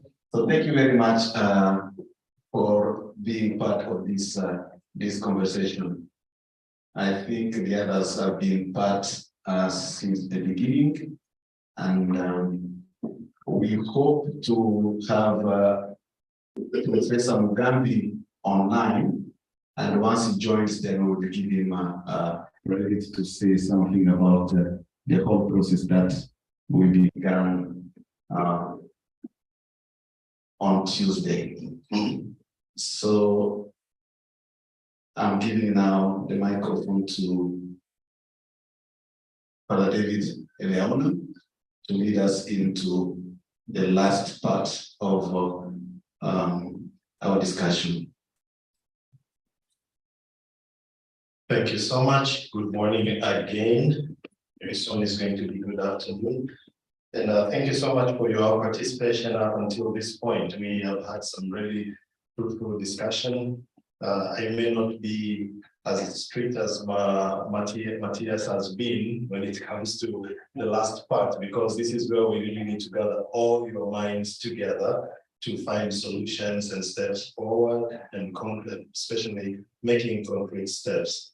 We had a very fruitful, vibrant discussion here on the opportunities that we have, especially those that have come from this forum and the conversations we have had these past 2 days. We looked at the different challenges, and it was very important to listen to how different people face different challenges and how we can put those challenges together in general and also specifically. And now we come to this last part, which is finding out realistic ways to address those challenges to establish a robust exchange structure. So I am going to guide you through this discussion, and we're going to go into 3 steps, and I'll just be reading one after the other. So we'll go step by step. I hope our online participants are here with us. Welcome back again. So the first step that I want us to take is to look at what are the realistic ways to address the challenges that we have mentioned in order to establish a robust exchange structure. Remember, we're talking here about the African Academy of Religion. And just so we can recap on that, just before we went for break, General Bashir was speaking here. I hope it's okay to address you that way. General Bashir. Bashir is fine, okay.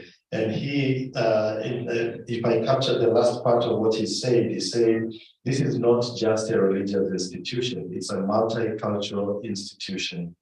So the question we want to ask ourselves here is, what are the realistic ways to address those challenges to establish a robust exchange structure? I'm going to throw that question to you. If you can brainstorm, and I'll be taking,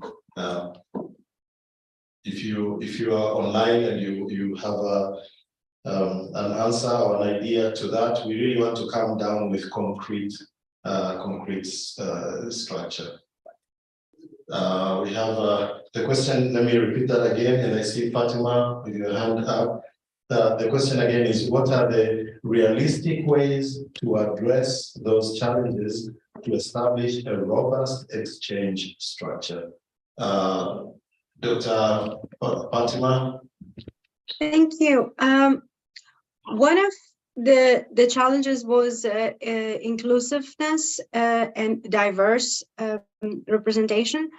What we could do is include representatives from different faith groups other than just Christianity and Islam, And I will broaden the definition of faith group to even religious practices. So say, for example, representatives from Buddhist religions,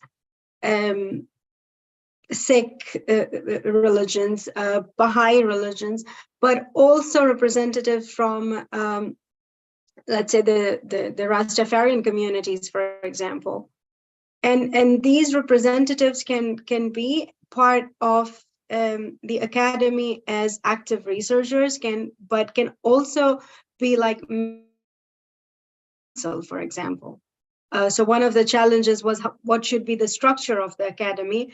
I'm sure that will take form eventually, but one of the element in the structure could also be like an advisory committee, and then the advisory committee could have representatives from different religions or religious practices. Yeah. You're muted, Father Francis. Father David. Can you hear me? Oh. Yes. Okay. Yeah, thank you so much for that contribution. That is really important. Having a background of world religions, I know how important it is to involve people from different faith groups. There's so much wealth from every direction and perspective on how we can go about this. I still want to invite others in order to give their concrete solutions of what we should, where are we heading? Again, the question is, what are the realistic ways to address challenges to establish a robust exchange structure? Do you have any hand for those online? And those who are here on the floor, yes, Dr. Solani.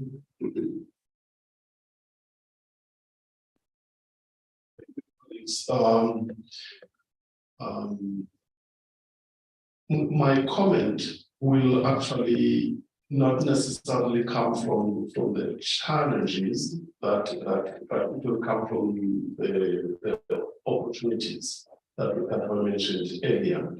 And one of those opportunities was that this kind of an exchange creates an opportunity for an exchange of strengths. In other words, this creates an opportunity to draw from our different strengths. I will repeat what I said earlier, that I realized that, for an example, this institution, IRDIS, has mastered a certain area. And so what this means is that different participating institutions come with very unique strengths.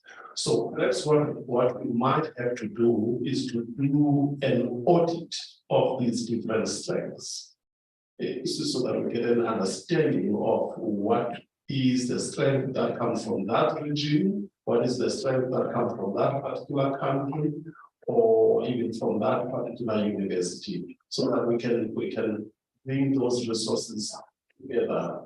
And so I don't know what would be the modalities of doing that, but I think we need to understand that, because the strength of each region is also tied up to the challenges that are emanating from that particular context. Yes.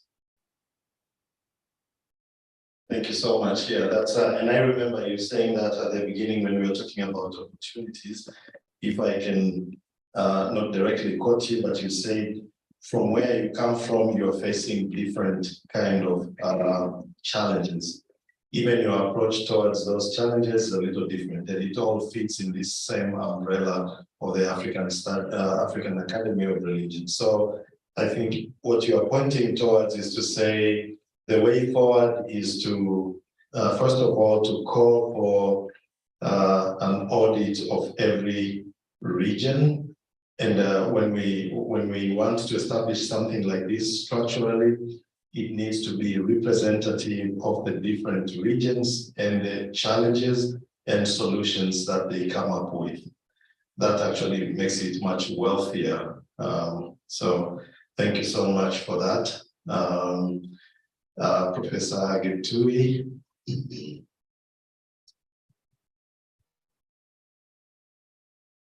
Important also to identify some not focal in the other sense, but some key people who could drive the process, either linguistic point of Lusophone or region-wise, and probably network also with existing bodies. Thank you.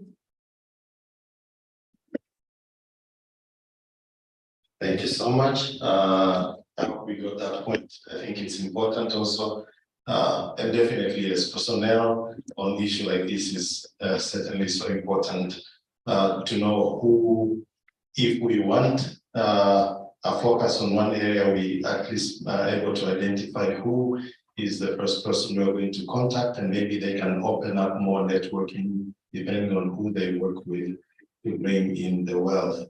So thank you, Professor Getui, for that. Professor Chidogo, karibu. Thank you so much. I have a view that as scholars, usually sometimes when we conduct research, we rely on certain theories that have been established by other scholars. I wish to suggest that we can adopt some theories that probably will be a tool to use for the formation of the African Academy of Religion. Thank you so much, Dr. Chidogo.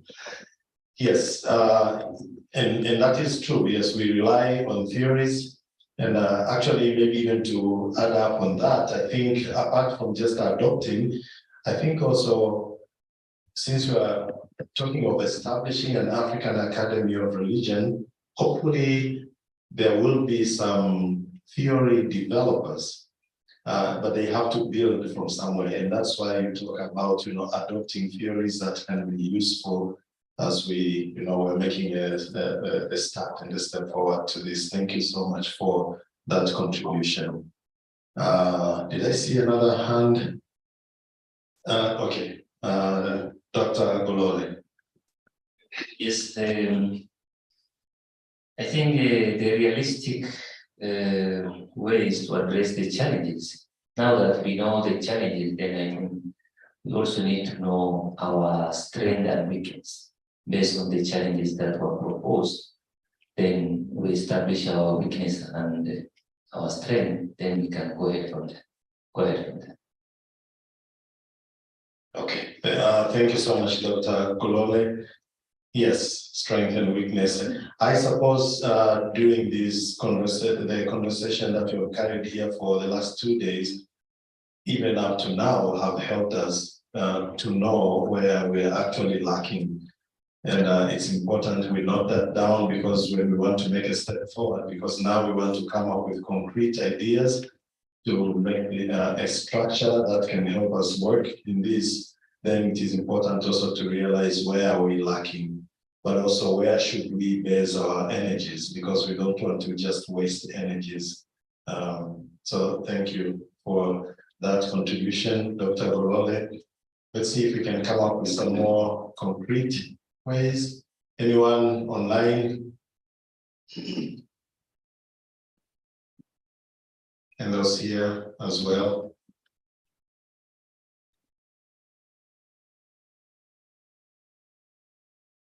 I want to make sure that we have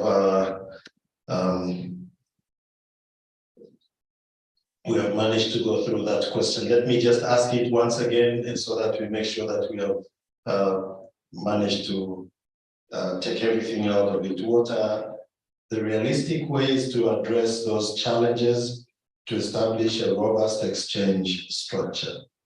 What are the realistic ways to address those challenges to establish a robust exchange structure? If you think of something else, maybe as we go forward, please just let us know that you are coming back to that question, and then maybe we can go back and make sure we put your ideas also, we put them down.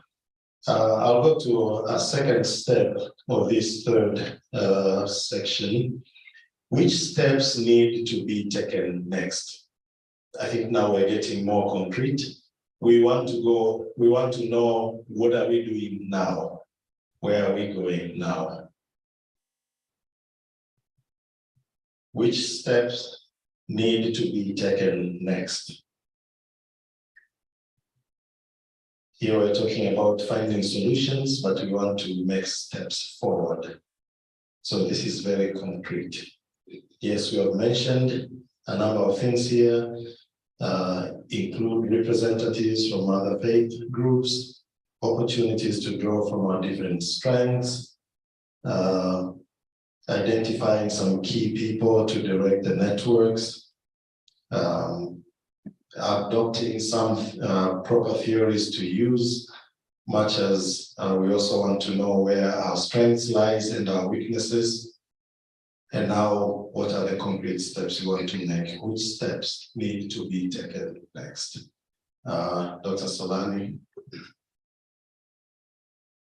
Look, I don't know if I'm going ahead of myself here, but I think that we might have to think about an interim steering committee, because I think we need to talk about practical logistics as to there has got to be some structure, and that structure can be interim for a period of time, an interim executive committee or an interim steering committee, something along those lines. I think that might help us to go forward. And then once we jump that hurdle, then other things can begin to fall into place. Thank you. That's a task, which is actually, that's exactly what you are looking at here. We at IRDIS take the challenge. It is important to know that we're not just talking about abstract concrete steps. We are talking about physical things that need to be done. So hopefully after this conversation, we at IRDIS will step in and to approach different people. And I think this is also one of the things that Professor Getui said about identifying some key people to direct the network. And so what you're saying is to establish a steering committee or an intern executive committee to interim. Sorry, I need to have that down well. I'm sure Father Innocent, you have that well. Yes, an interim working committee to start now putting the ideas together. There's a hand.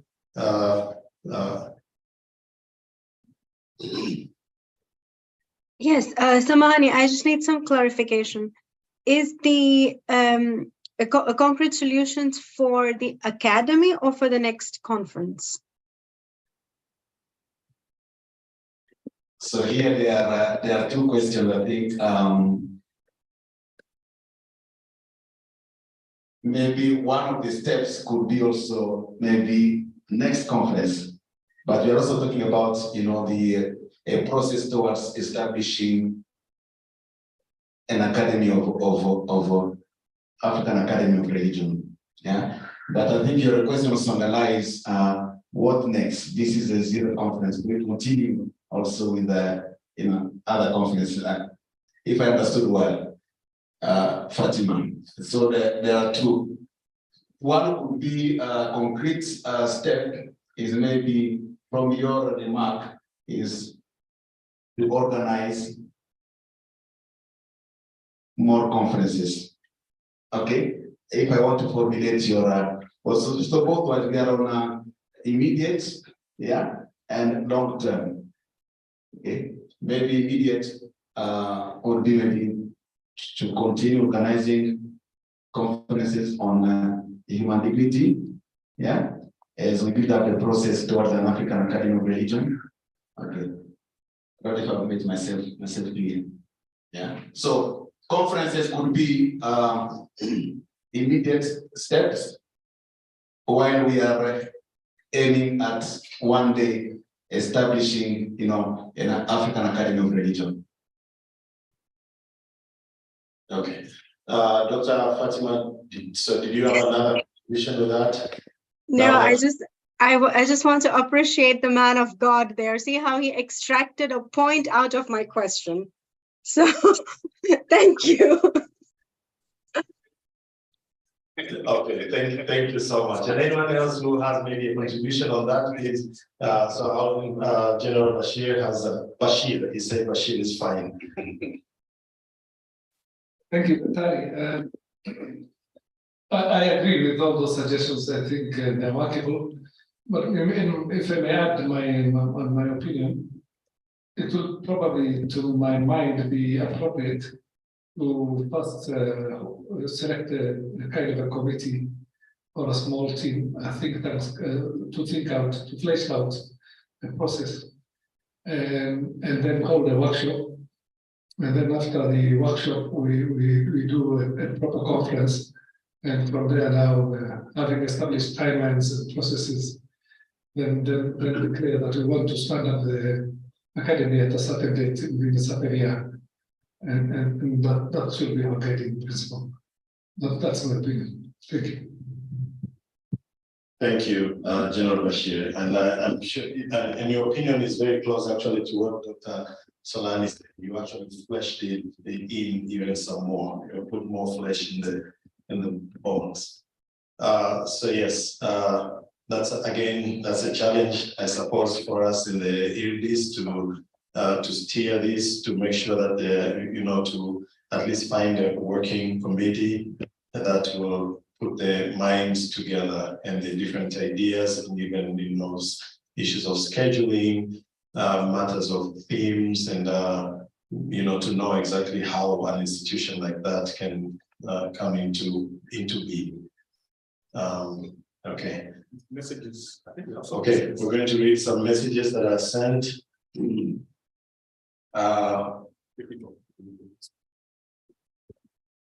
Okay, so we read from Najiba, and she says regional representatives need to be accepted by those regions. If we look at already in place, we need to remember they are not very inclusive. Is she online? So she said, meant religious institutions that are interfaith or interreligious are not very inclusive. Okay, so yes, just before we continue with another, and I think that also goes with some of the suggestions that were given. I suppose maybe one of those came when we were asking the question about realistic ways to address the challenges. So thank you so much, Najiba.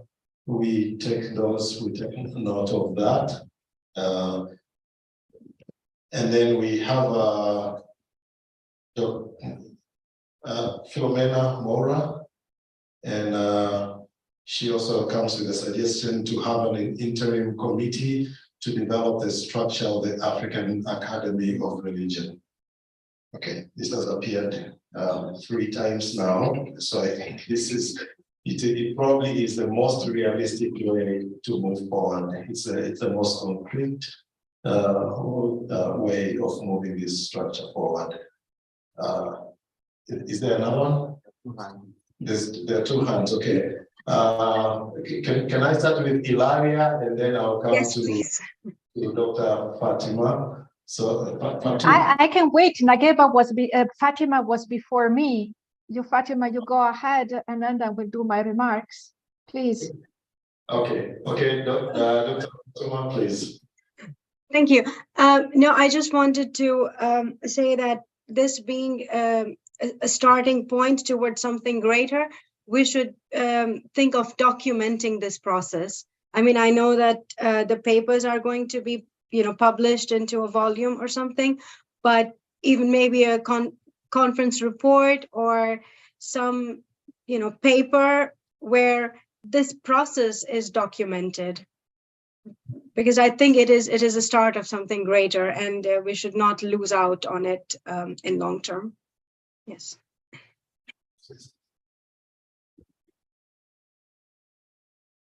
Okay, fine. This is a very important question.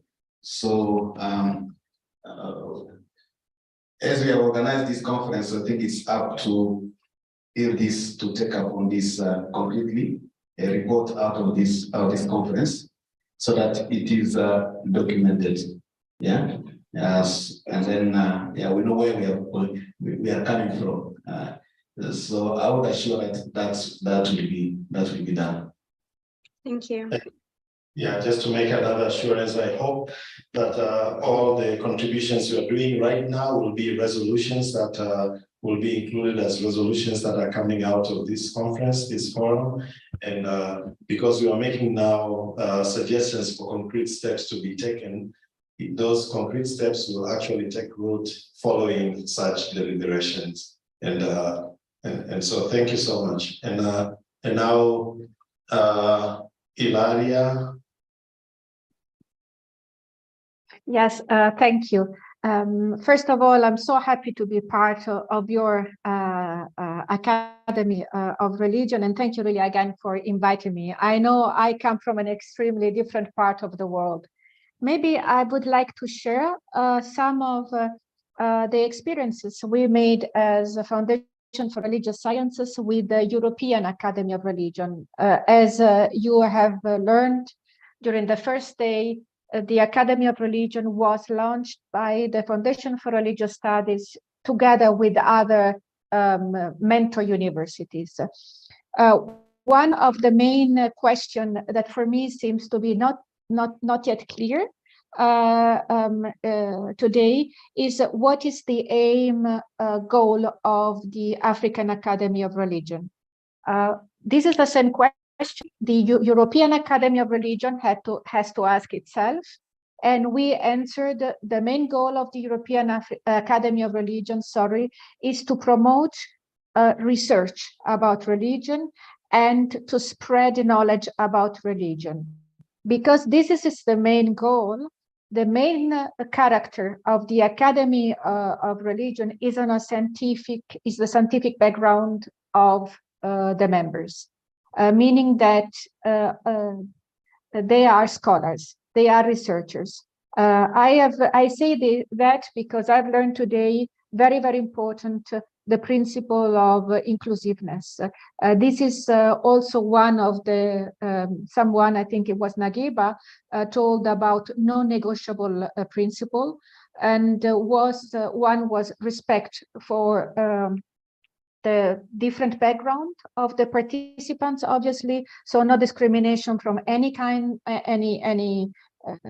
based on gender, race, or whatever, but also respect for the different scientific background. Someone, I think it was Fatima, suggested to include other religious minorities. Of course, but I think this is not the main point, whether you belong to one minority or the other. The main point is whether you are researching on that minority or not. So it's not enough to be religious leader of a majority or a minority to be part of the Academy of Religion. I think that the discriminating point is whether you do research and you promote knowledge about that specific religious phenomenon, denomination, or non-religious. We have in the European Academy of Religion a lot of researchers who are also studying atheism, secularization, and so on. So I think it's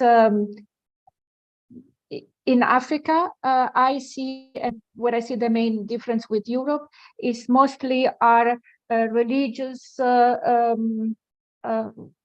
people with a religious background. They do research on religion. This is not the same in Europe. We are completely, unfortunately, secularized continent. So, but I think this character of the scientific background of the members of the European Academy of Religion is very important. This was so important for the European Academy of Religion also to avoid the problems of suspicion that I've heard. One of our distinguished colleagues mentioned there is the problem that people will be suspicious against this Academy of Religion. So, but if you keep it the same problem we had with the European Academy of Religion, but the fact that the scientific background, the methodological approach was clear from the beginning, you can criticize how much you want. We had a lot of critics in Europe, but at the end, you can always prove, we promote research and knowledge about religion. So, and the second point is also what Professor Filomena said, to have an executive committee. This is also how the European Academy of Religion started, with an executive committee. You decide how many members, and what is important is that the executive committee, for us, so this was the way how we started. We started collecting database, meaning database of contacts, of colleagues we knew personally, of institutions or research institutions we were working with. So at the end, we had about 1,800 contacts, and we could send the invitation for the second conference of the European Academy of Religion. And then the third point is, I think there was again Fatima that also said, is important to give a definition of religion. From which perspective, how do we define religion? This wasn't important for the European Academy of Religion. As you see in the title, we said religion and non-religions, because we wanted from the beginning include not only religious, different religious denominations and group, but anything that is related to religion. It could be a worldview, could be philosophy, anything. What is important here for us, the only things we wanted to define was the scientific, again, approach to religion. We didn't need to define religion from a believer's point of view, from a non-believers.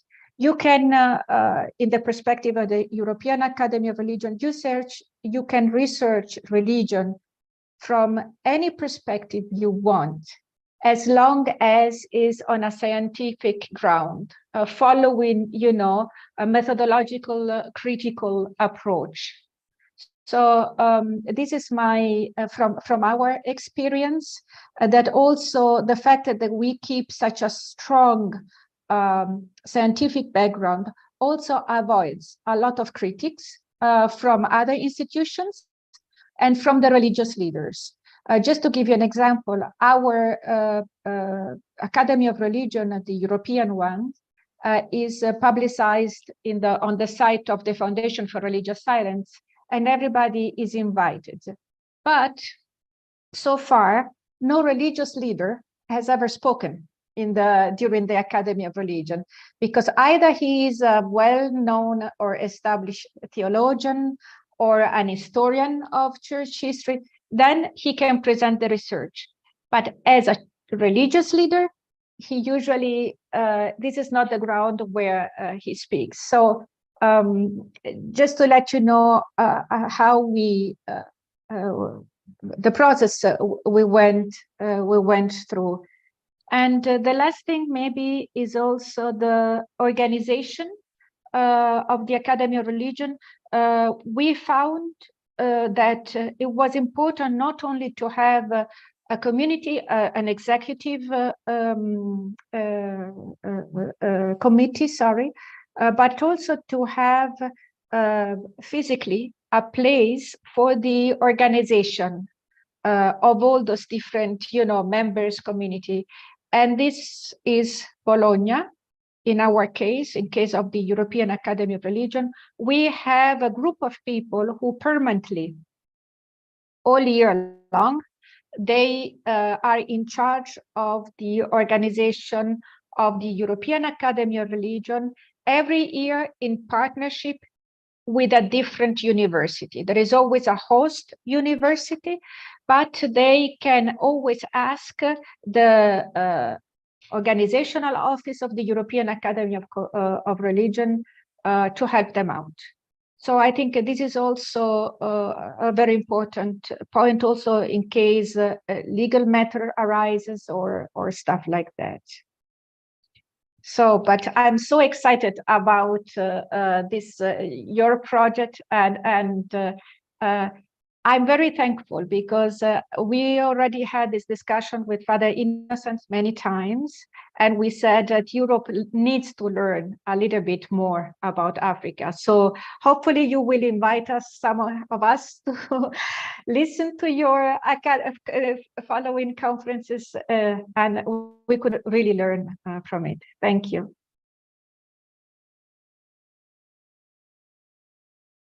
That was a mouthful, and if not to lose any of what you said, I think you re-emphasized of how important it is to have a structure, which means there has to be an interim or an executive committee to steer the whole process into an institution.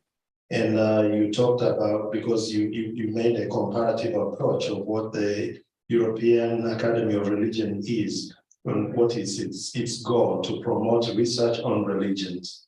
And so it's important to have a committee to set the goals, vision, and parameters of operation in order to avoid suspicion, but also not to limit anyone into making sure that this is an approachable and a reachable goal. The organization of the Academy of Religion has to be an established place, and working in partnership maybe with different universities, as an example you gave for Europe, that it works in partnership with different universities every year. So that's a hand to learn from. And I believe that establishing an African Academy of Religion will be even wealthier, because there will be multiple traditions, multiple religions to draw from. So we probably have so much wealth to bring on board. I probably have skipped a few things of what you say, but I think all of us here attending have been able to capture at least most of that. And those ideas also, I think, have come up already in the floor here. So thank you so much, Ilaria.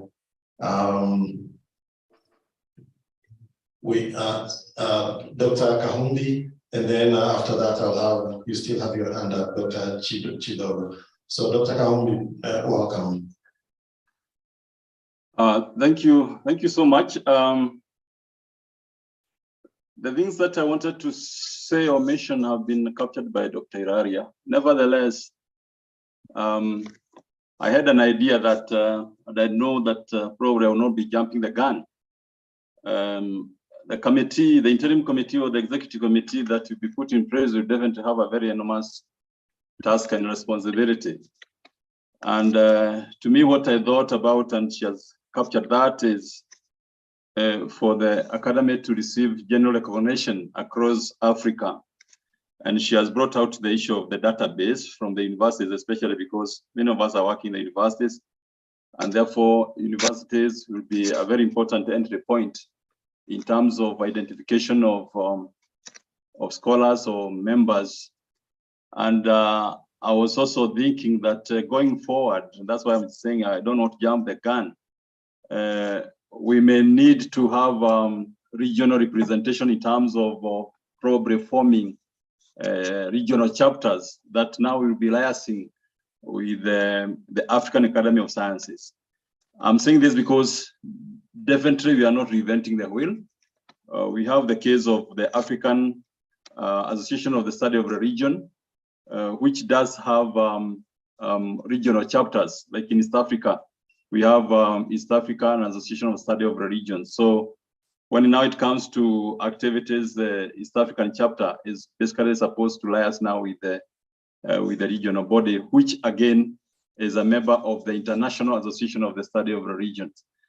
Professor Meregetui has been very instrumental in these particular bodies, and I'm sure she's one person who can be very, very instrumental. I'm not suggesting her name, but I'm just saying that she has got a wealth of knowledge and information in regard to formation of some of these bodies.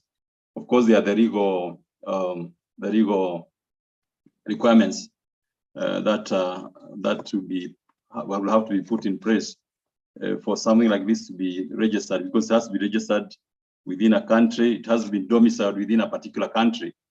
And there are certain statutes, certain legal provisions that are required for such bodies to be registered. Those are just thoughts, and I'm sure that the interim committee will see to that. Thank you. Thank you so much, Dr. Kahumbi, for again some more wealth inputs. Let me take now the hand of Dr. Chidogo. I hope I get that name correctly. Thank you so much. I just wanted to also endorse what Ilaria and Dr. Kahumbi have said. As for now, I think our main task, as to their suggestions, is to have a proper write-up also. That will include all what we are discussing here, including the background of our ideas with regard to the African Academy of Religion, which will include also the objectives and the methodology and enabling factors, particularly when we talk about resources, human resource and financial resources also. So I think as much as we are discussing all this, still we go back to Ilaria, who yesterday was trying to point out in her presentation that we need to have a write-up also, where we should have a vision and mission and something of this. We can be discussing all this, but by the end of the day, we must have a write-up. So the task force is going to be tasked to have a good write-up. Then maybe probably in future is going to be having it edited for improvement. Thank you. Thank you so much.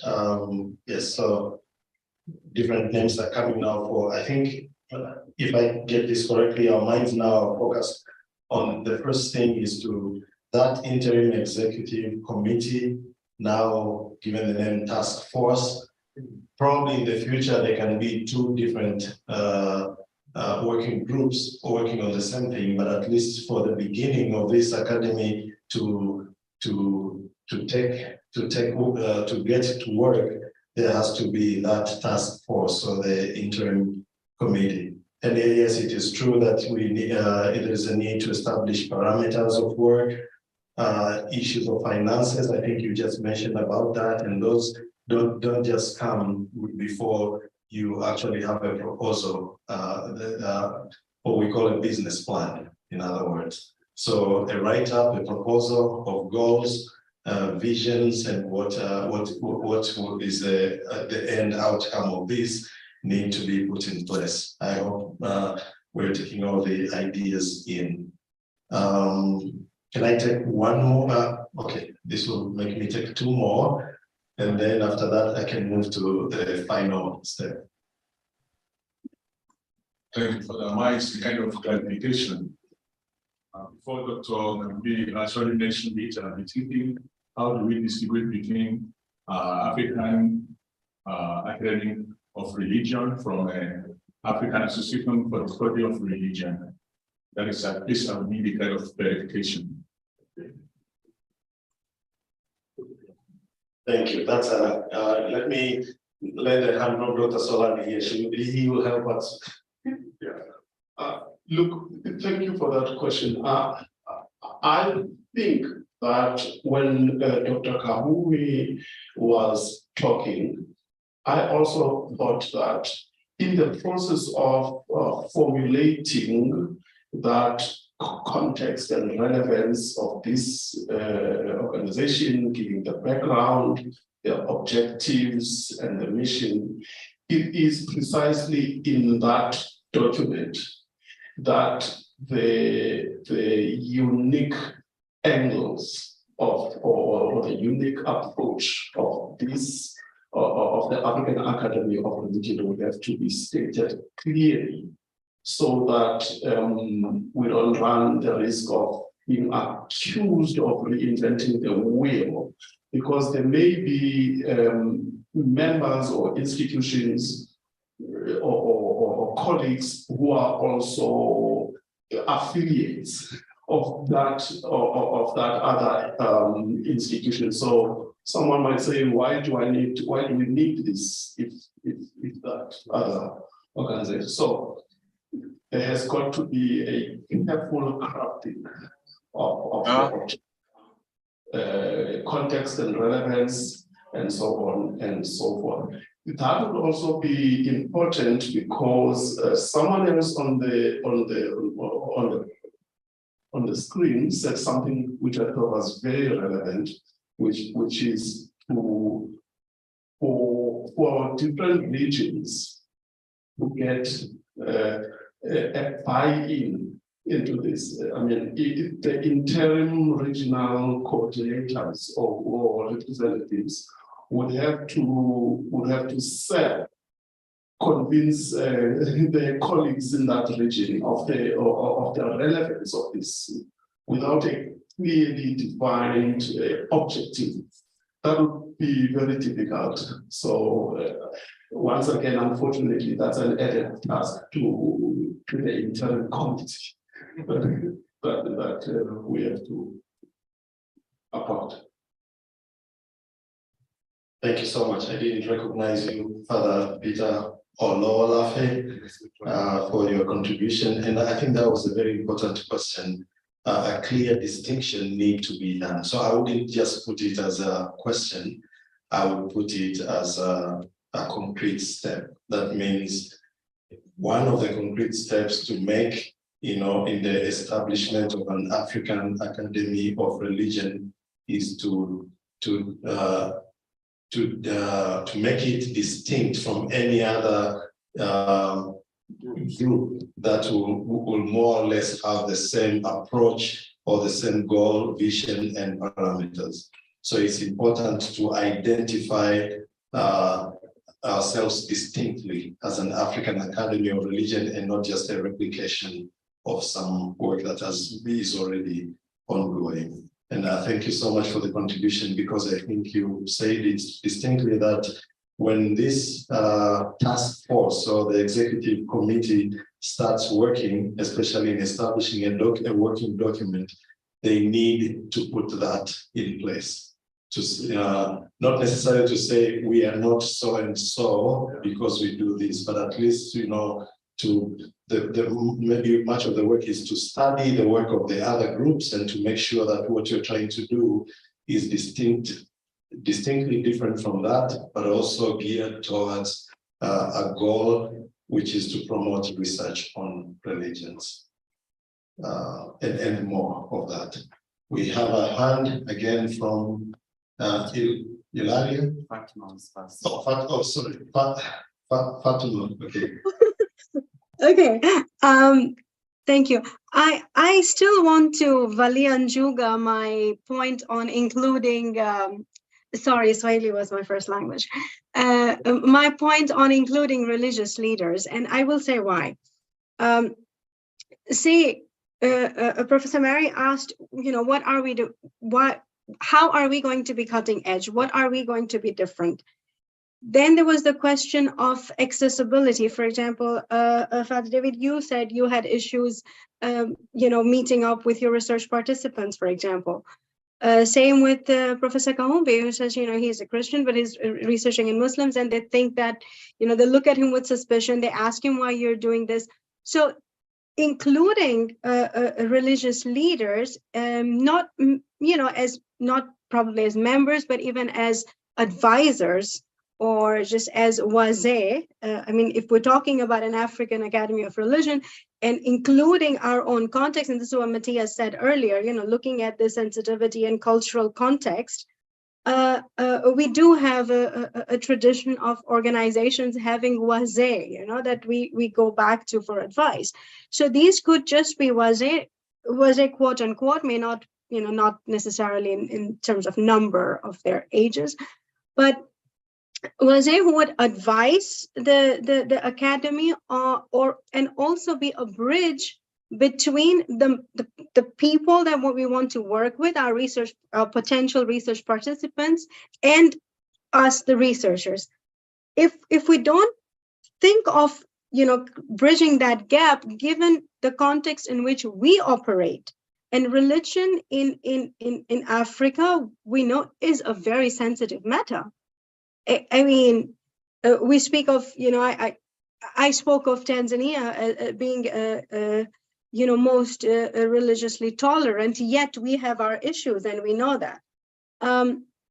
So a topic that is so sensitive that it goes, a small thing can just, maybe just running a shop can explode into violent riots. In this context, we really do need wazé who would be more like intermediaries between researchers and the people that we will, or the communities that we will be working with. Otherwise, there's a danger of just hanging on to our ivory towers and not really reaching out or working with the people that we want our message to go to.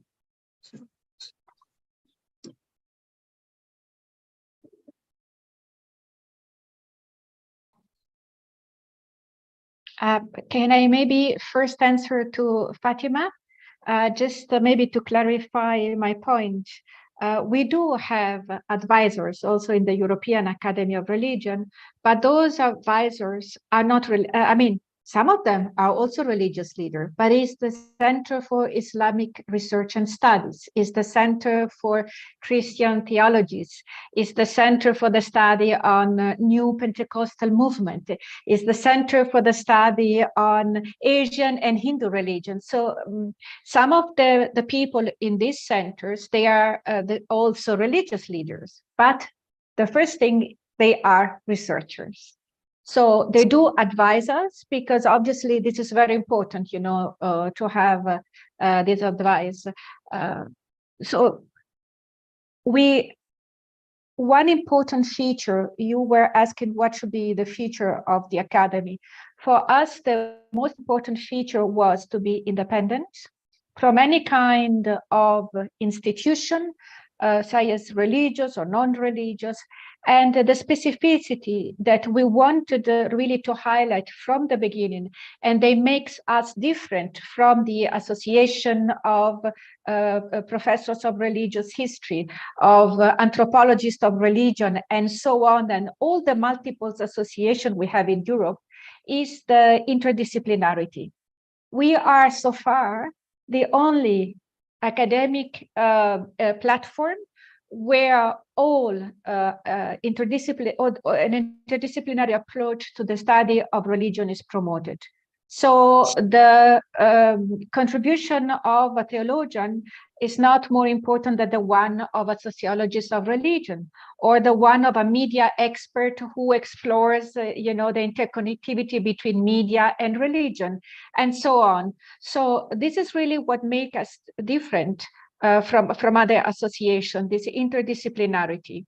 And this is also the point why we have so many members, because when we ask the Theological College of Münster to be a member of our platform, they don't see any problem, even though they are already in the association of professors of religion or of theologians. So you see, this is really a very important character for us. Last year, while we were discussing with Father Innocent this idea, another point that came out is that could be very interesting for Africa to have a section where practitioners, groups, NGOs or whatever, share also their experience. So I think more than just religious leaders, you know, if you want to bridge the academia with the grassroots are not only religious leaders, so they are also community leaders, so many difference, you know. But this is just, you know, to specify what makes us different. This is interdisciplinary approach and completely scientific approach. This is what also gave us respectability among the other scholars and associations in Europe. Okay, thank you so much, Ilaria, and thank you so much, Dr. Fatma. I can see your hand again, and I just want to put the ground level here because I think it's important that what Dr. Fatma said is really important, and yes, there is a lending of hand from the European Academy of Religion to know exactly how to establish goals and visions and how to set parameters and go about it. And yet, you know, once you establish that, you certainly need also to draw from the wealth of the community. Religious leaders in the African context are so important, certainly to be included in this search because they are not just advice, they don't just play the advisory role, they are also resources. When it comes to African traditional practices, African religion, and how that becomes, you know, a foundation for to include other religions, African religious leaders are also, they play an important role of being the resources themselves. So certainly both ideas have to work, you know, hand in hand in order for this task to take place. Fatima, did I say something you also wanted to add up? Yes, I totally agree with what you said, Father David, because see where it made the history and the tradition and the trajectories of doing research in Europe and doing research in Africa, and I can speak of East Africa, may not be the same. See, we come from different places. In Tanzania, for example, we don't have a long history of doing research, leave alone researching one's religion or one's belief. It's a very sensitive matter. It's a lot more sensitive than studying reproductive health. You know, a woman may sit down and talk to you about her personal experiences of giving birth without twitching an eyebrow, but she will not be able to talk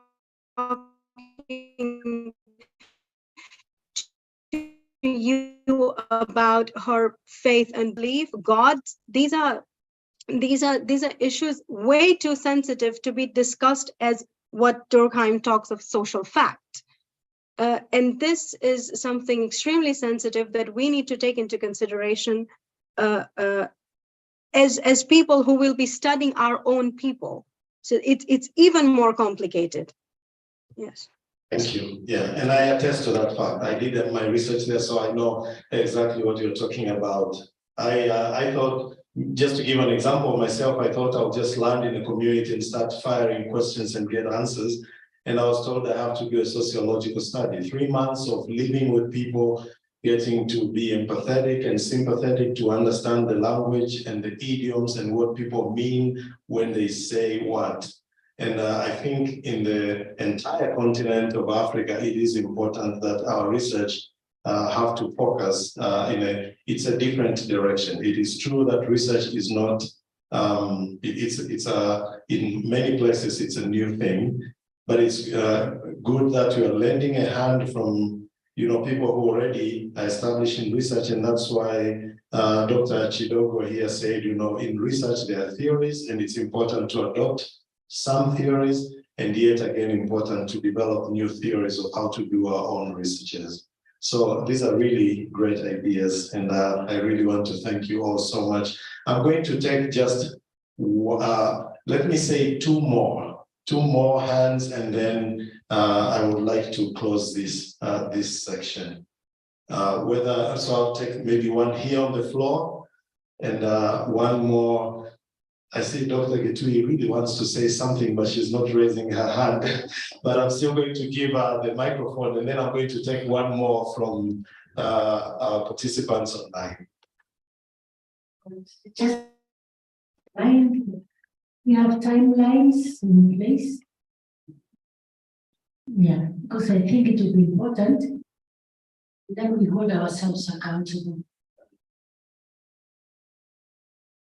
Thank you so much. When you work with people who are seasoned experts on this, they put you in place. So yes, we need to place timelines on ourselves. Is there somebody online? Okay, let me read first of all. What is that something new that has been added by Najiba, religious actors, CSO?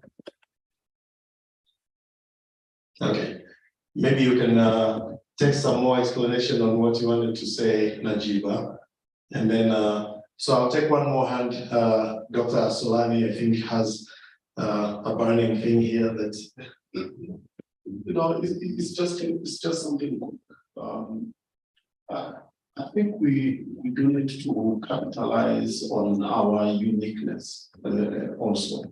And one of those unique areas around the African society is that we are told time and again that we are a young continent, which means that there's a lot of young people in the continent, and yet the academic project throughout the African continent is largely driven by a much older generation.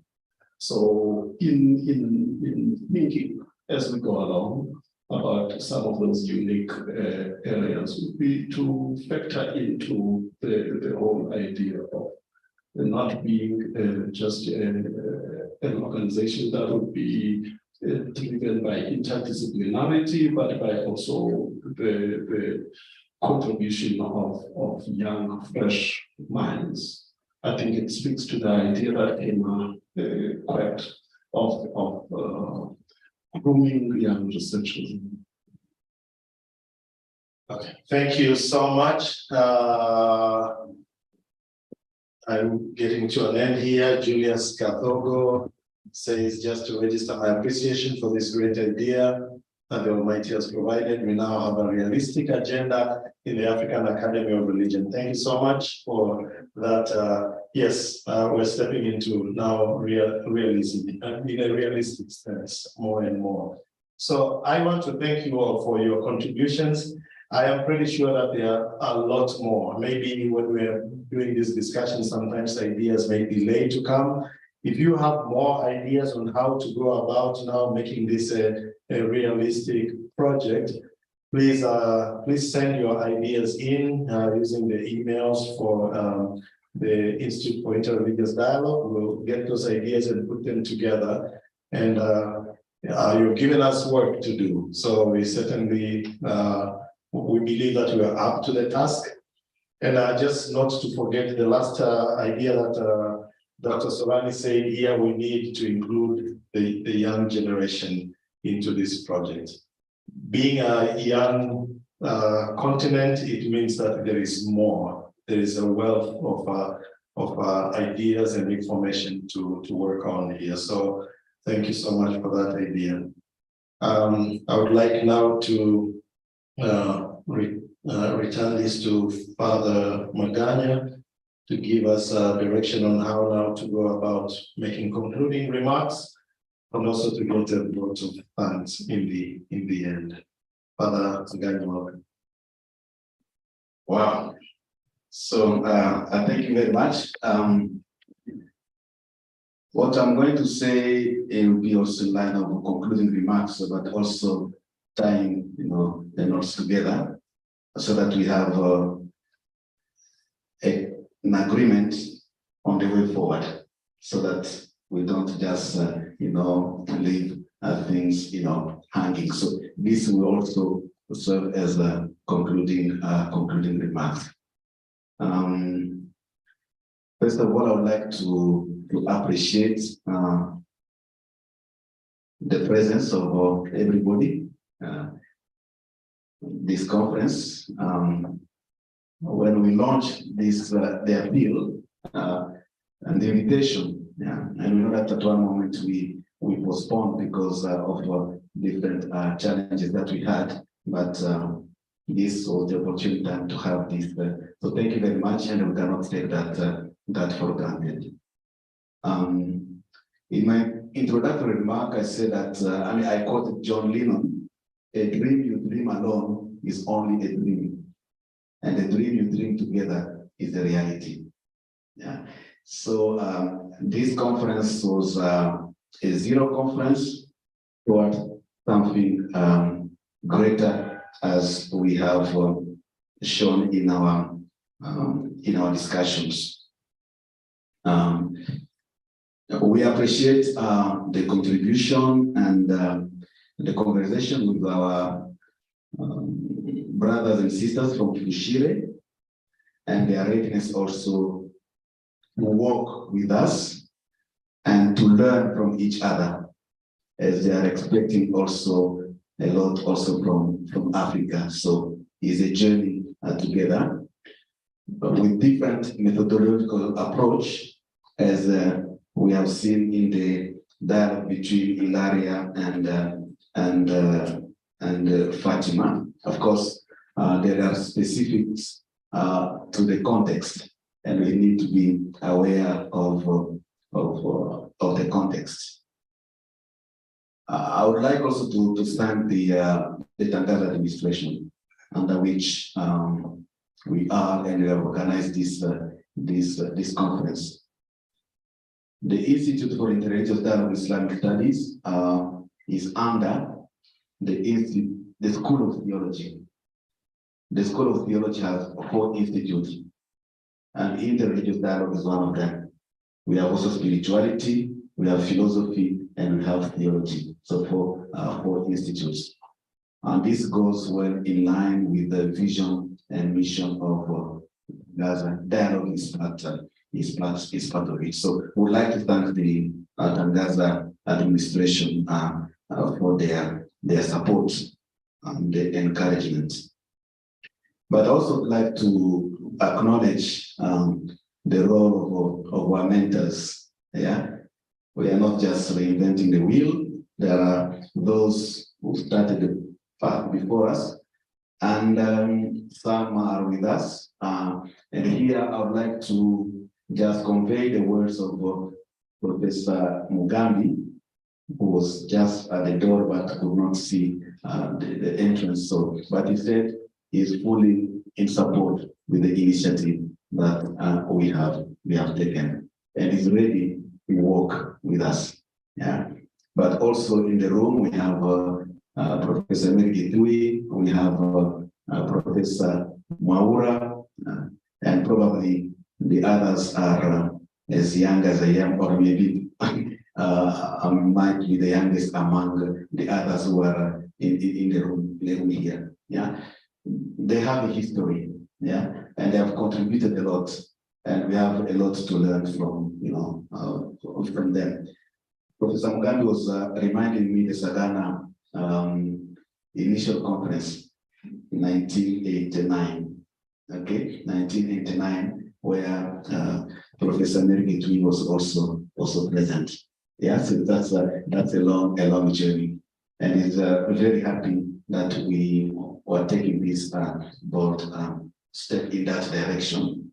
Not that we are inventing the wheel, but we are also inscribing ourselves in a certain tradition. Yeah, and that is very, very important.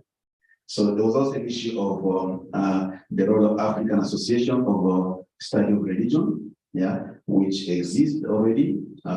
It has continental, body, and but it's also regional bodies. Yeah. So the issue would be what is specific, what is unique to this yeah, yet to be born, yeah, child. So those are things that we need to take into account.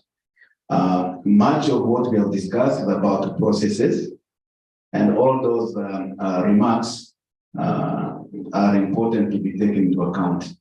How to formalize the future academy of religion. Yeah, I found the conversation very rich, and the diversity of our disciplines, so interdisciplinary approach, and the question that we have raised. Now, just to put things together, I have 3 points on which I would like to have, if possible, an opinion and a consensus before as a way forward. Okay, so for us, the theme on human dignity, religion, the human dignity, was just a starting point to allow us to start a conversation. You don't just come and you don't have a subject. Yeah, it could have been any other topic, but we chose, which is also relevant, human dignity and religion.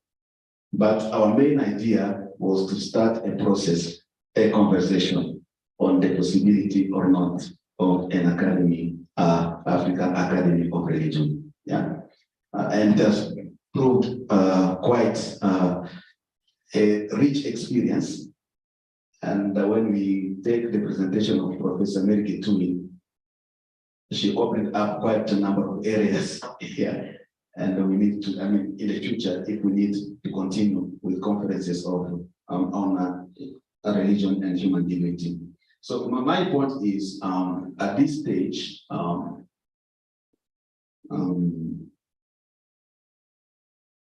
we in agreement towards the establishment of an African Academy of Religion? We have seen the opportunities, we have seen the challenges. Yeah. Now, are we in agreement of establishing an academy, African Academy of Religion?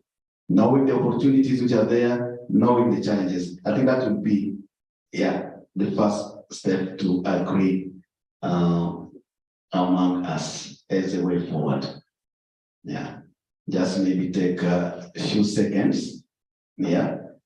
As I said, the rest, I think much was on about the processes, huh?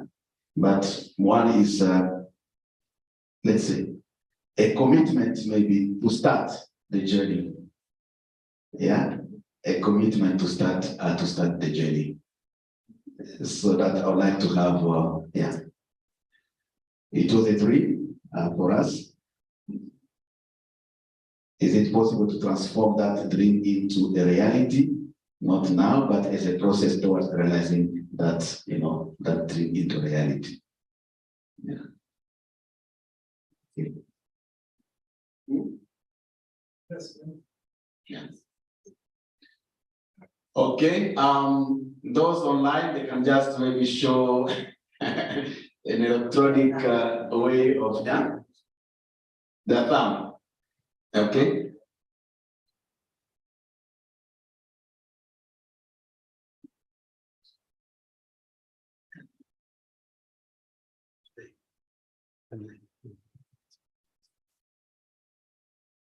Okay, so Fatima said yes. Yes.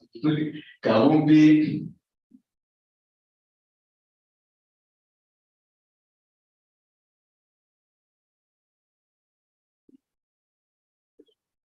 In the room. Thumb up. Okay, good. So thank you very much. I think we can clap, you know, hands. By way of yeah, acclamation, so that we.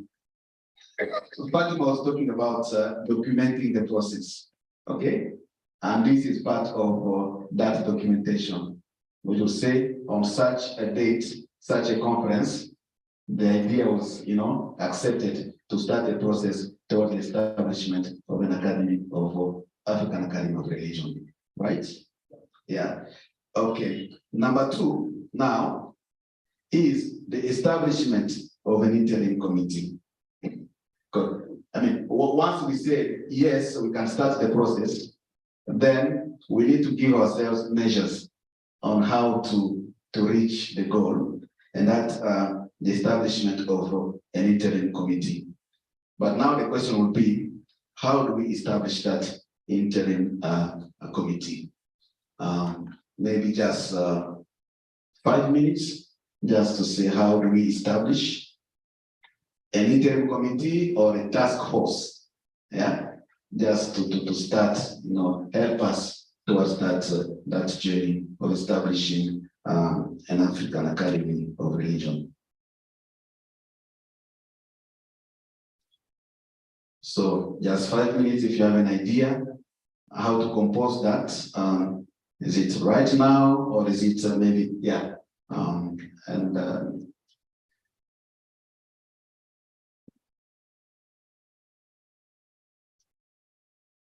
So that we don't leave things hanging, eh?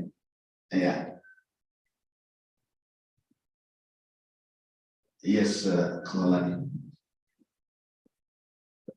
Look, I will take advantage of the fact that I come from far south of South Africa, and I think that the Institute for Religious Dialogue and Islamic Studies here has done excellent in terms of being the birthplace of the idea, and the work that you have already done is really commendable. And to me, it's only fair that colleagues who have been journeying part of that journey up to this point remain a central part of that committee. I don't know what other colleagues think. It might also be necessary to sort of include some other people or rope in other colleagues to be part of that. But I think that for starters, we can say we keep that initial grouping as part of that committee. So volunteering also might be welcome if people want to volunteer and be part of it. So yeah. So if we understand well, once I said there may be IRDIS, member of IRDIS to be part of that committee, but also volunteering, who would like to volunteer to be part of that committee. Yeah.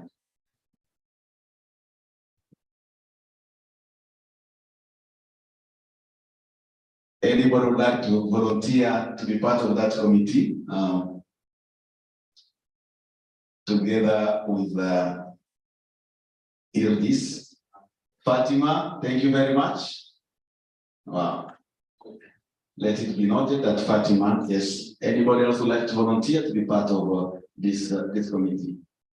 I pledge my commitment to this academy. Oh, thank you very much. With no demand for remuneration at all, simply for my love for the subject and for this thing to actually happen. African Academy of Religion happening in, having its base in East Africa, it can't get any better. I am part of this. Wow, nice. It's emotional what you are saying that. Thank you very much with your passion. And I'm willing to come physically to IRDIS. All you have to do is just get me a bed to sleep. That's it. The rest, yeah. So other than that, I will be there.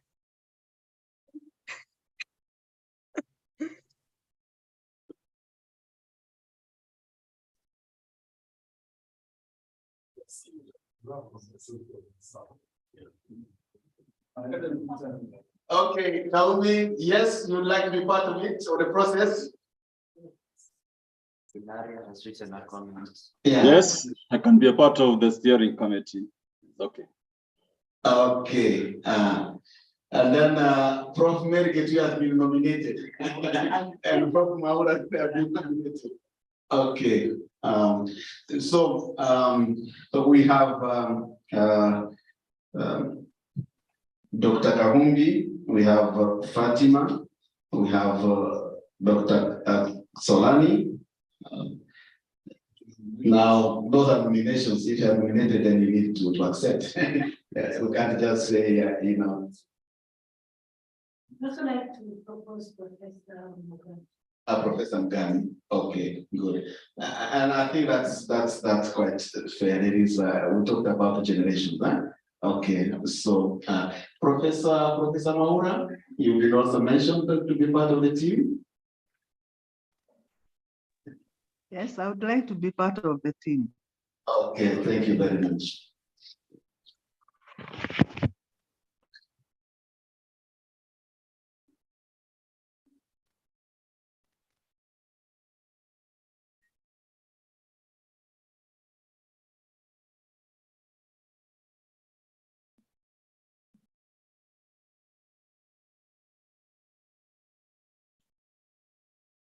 So after consultation with my colleague in IRDIS here, and who's also our program leader, Father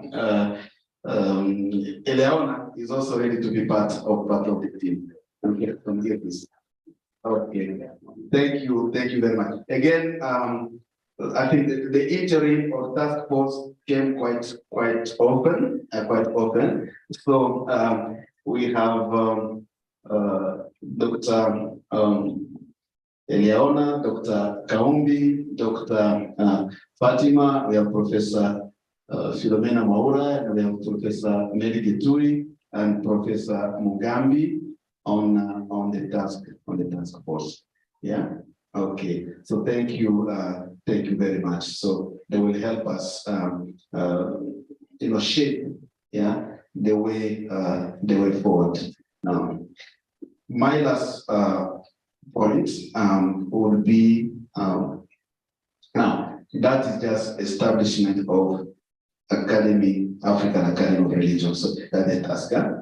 But of course, we started also with the zero conference on human dignity and religion. Okay, as a platform, for the conversation. All right.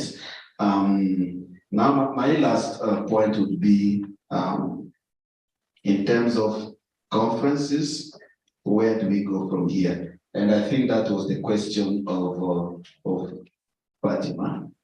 Yeah. Her remark questions, which I turned to something else. Okay.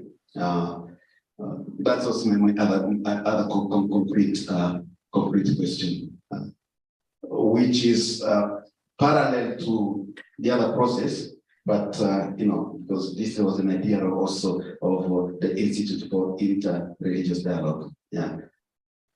My question is, do you think that is worthwhile to explore in terms of research some of those questions which came out from this conference, which could still continue to be a conference on human dignity and religion? Okay, what is your take on that? Yeah, that's like the question that I have. Yeah.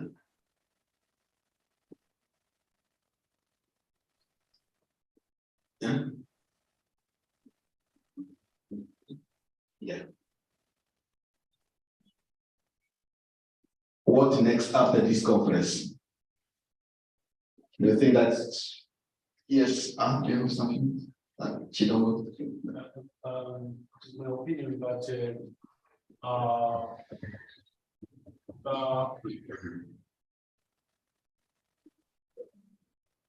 it is my opinion that the suggestions and many questions that have been raised in this CEDAW conference be taken for another conference in future, and not very late. But it can take 6 months or 1 or 9 months or a year. But we need to have some reflections of this so that people can work on some research on the topics and then come back again. Thank you.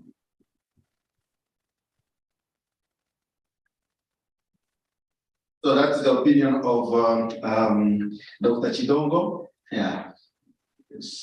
You are giving us timeline, and professors giving timeline. But the timeline for the process for the Academy of Religion, that can be maybe proposed by the interim committee. But now I'm just on the conference. Where do we bring now this to here? Where do we go in terms of conference? Yeah. So you're proposing 1 year? 1 year. Yeah. Or 6 months. 6 months is too early. It's 2 years. Yeah. Okay. Anybody else online? Yes.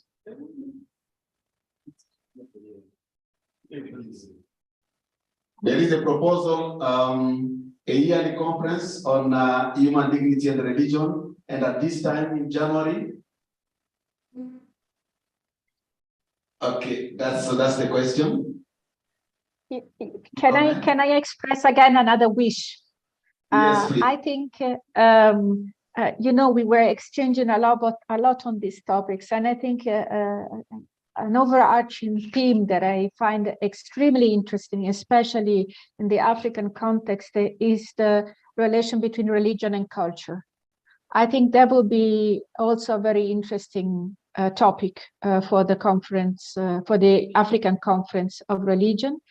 And then my second remark, obviously, you are all very welcome to present a panel to the European Academy of Religion about, some of the papers has been presented today on religion and human dignity. So you can present a panel on that. There is always also this possibility if you want to go further also in the networking. Okay, so IRDIS will take that coordinate as the papers come out, and together we'll see and constitute a panel. Thank you very much for that, Dr. Ilaria, and that will come from the presentations from it. Yes, Fatima. So now I was just clapping and being thankful for the offer by Dr. Ilaria of presenting at the European Academy. Yeah. Okay, fine. I think those were the 3 points I wanted, just so that we don't leave things hanging. Okay, so 1, this conference has given the go-ahead to start the process, and I insist about process. Okay, so yeah, so to start the process toward establishing an African Academy of Religion, yeah, knowing the opportunities, the challenges, and also okay. Number 2, this conference has appointed an interim committee to help us towards that process. Can we say also that we are in agreement of organizing a yearly conference? Yeah, I mean, we talked about human dignity and religion, but also Ilaria, culture is also very important, and also culture again, but maybe in the beginning to continue the conversation on human dignity and religion with all different facets that you have presented in during these papers. Would that be feasible? Would that be feasible? Okay, fine. Because, and then it goes now into our own calendar of activities as Institute for Interreligious Dialogue and Islamic Studies. Yes. A recommendation. Yeah. Father Innocent should chair the interim committee. I thought I was running away from that.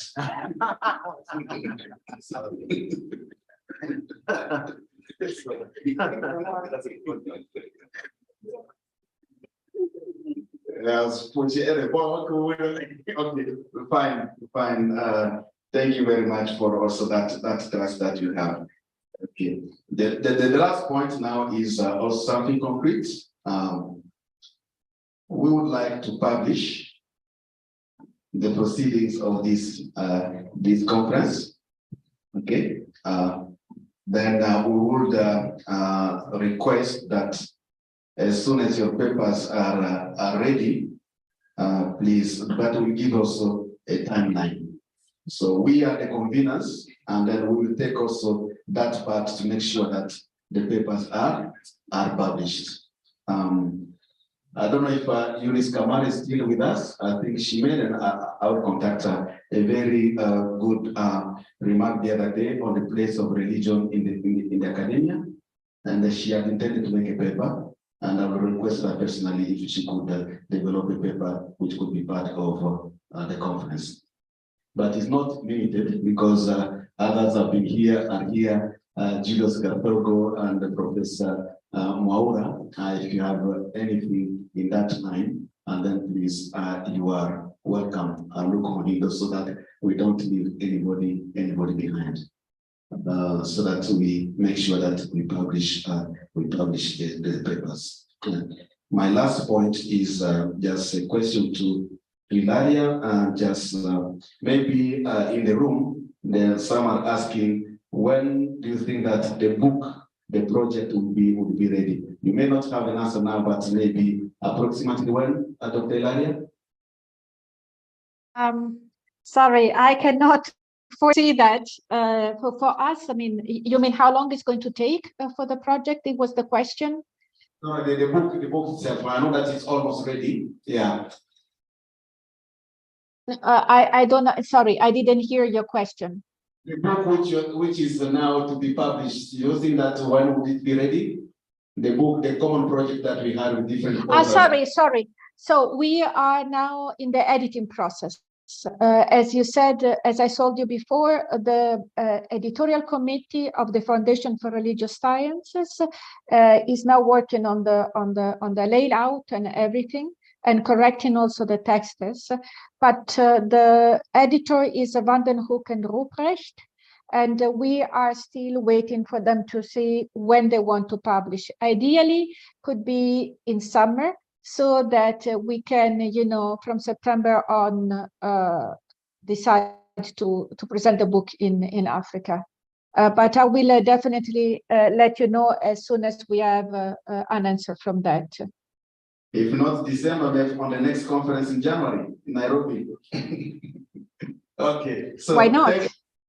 So these were just, I just wanted to tie everything together. It's been amazing, really, the contribution of everybody. And thank you for your cooperation and your collaboration. And yeah, I think the conference has achieved the purpose and the goal that we had set for ourselves as we embark on this journey of one day establishing an African Academy of Religion.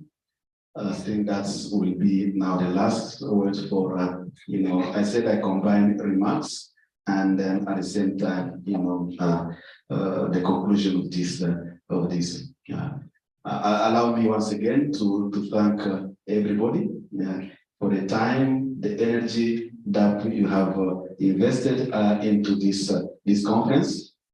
Allow me to thank the secretariat and also our young technicians in communications. They are all students in social communication at Tangaza, and thank you very much for your support.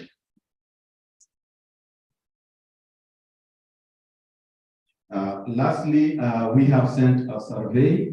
Please, if you could respond to that survey, we'll be glad. Yeah.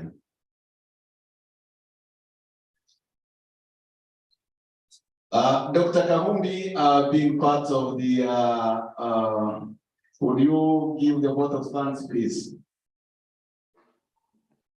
You are the senior member of IRDIS, huh? And we give that honor for 20 years, right? We are what we are today because of your commitment to Tangaza. So please, the honor comes to you to give your vote of thanks. Thank you. Thank you. Can you see me? You can hear me? Yes. Okay. First of all, I would like to thank the Lord Almighty for the opportunity of the 3 days of this conference on human dignity, because it is really through him that you have been able to meet on site and also online. We thank the Lord also for the breath of life. We know you have come from a journey of the COVID pandemic, and he has spared all of us who have been participants in this conference. Next, I would like to thank the administration of the Gaza University College. It is actually through Tangaza that IRDIS, Institute of Interreligious Dialogue and Islamic Studies, is domiciled. So we want to thank the administration and the acting Vice Chancellor was also gracious enough to come and open our conference. Next, I would like to thank IRDIS as an institute, starting with the advisor, Mr. Mathias, and the director of the program, Father Innocent. Father Innocent has worked tirelessly to ensure that this conference is successful. I described him yesterday as indefatigable because you could see that he actually chaired all the sessions. And he was also able to be on the spot, even to make briefs about each and every paper that was presented. Next, I would like to thank our presenters and our guests.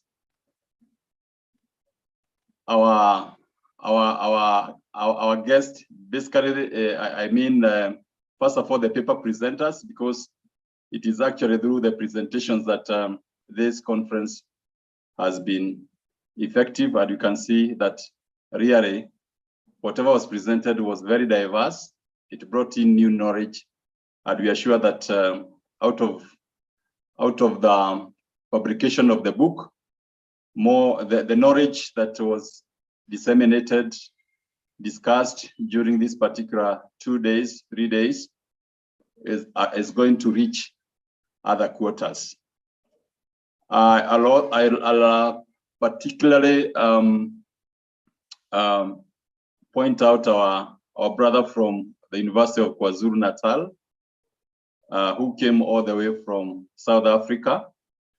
I would also want to thank Dr.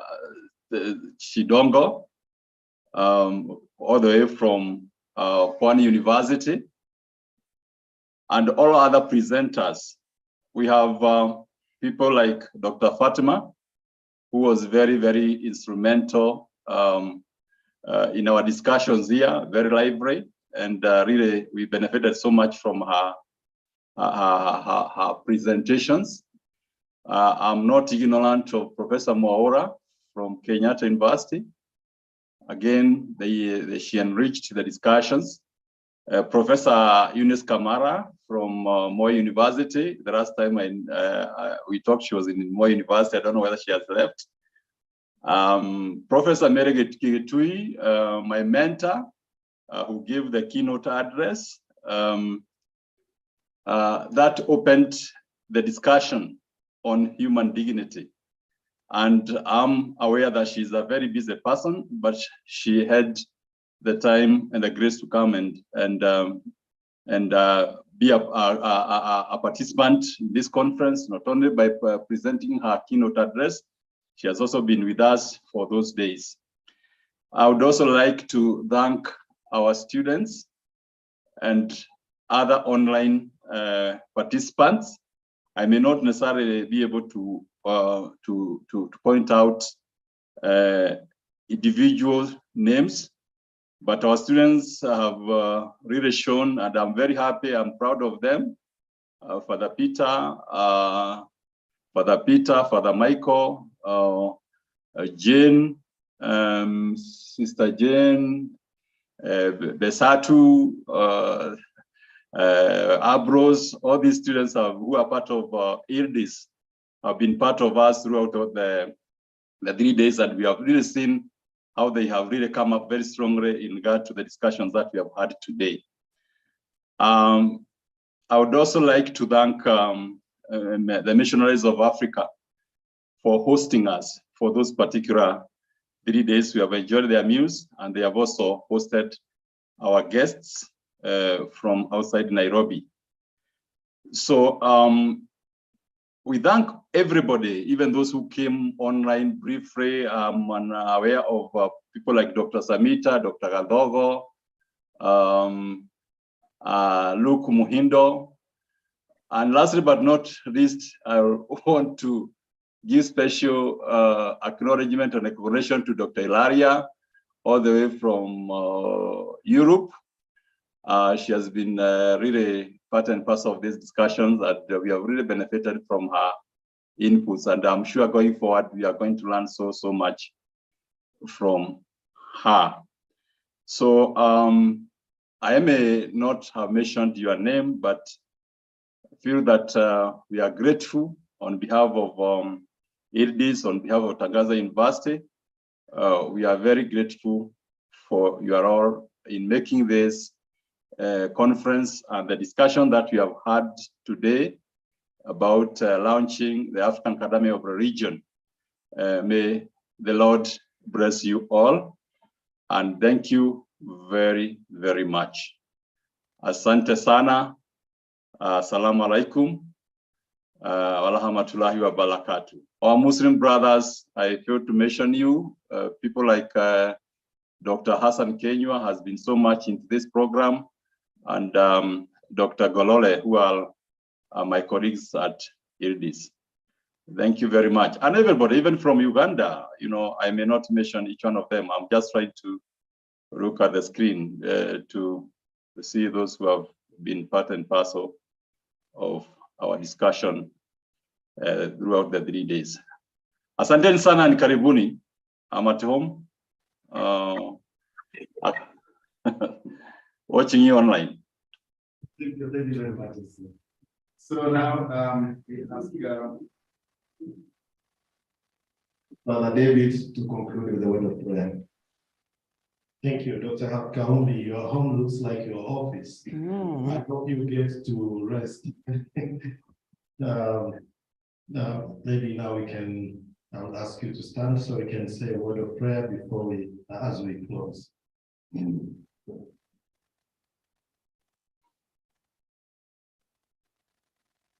We placed ourselves in the hands of God as we started this morning, and so good and gracious God, we thank you so much for offering us this opportunity to gather together to share our humanity. Usually in discussions like this, we so much feel like we can use our brains to think and to share different information and ideas. And yet we so much depend on your spirit, the Holy Spirit who leads us into all these discussions in order for us to understand more, because everything that we do, we always do for the greater glory of your name. And so as we come to this final end of our this forum and conversation, knowing that it's an opening to the next wider horizon and avenue of discussing and sharing more, we continue to place ourselves into your hand, seeking for your blessings upon us and all those who participated with us and those who will participate with us in the future. And we continue to ask for your guidance and wisdom, so that everything we continue to do from now on will be again for the greater glory of your name. Glory be to the Father, and to the Son, and to the Holy Spirit. And it was in the beginning, is now, and ever shall be, world without end. I'm a Catholic priest, so I may as well give you a Catholic blessing. The Lord be with you. May Almighty God bless us all, the Father, and the Son, and the Holy Spirit. Amen.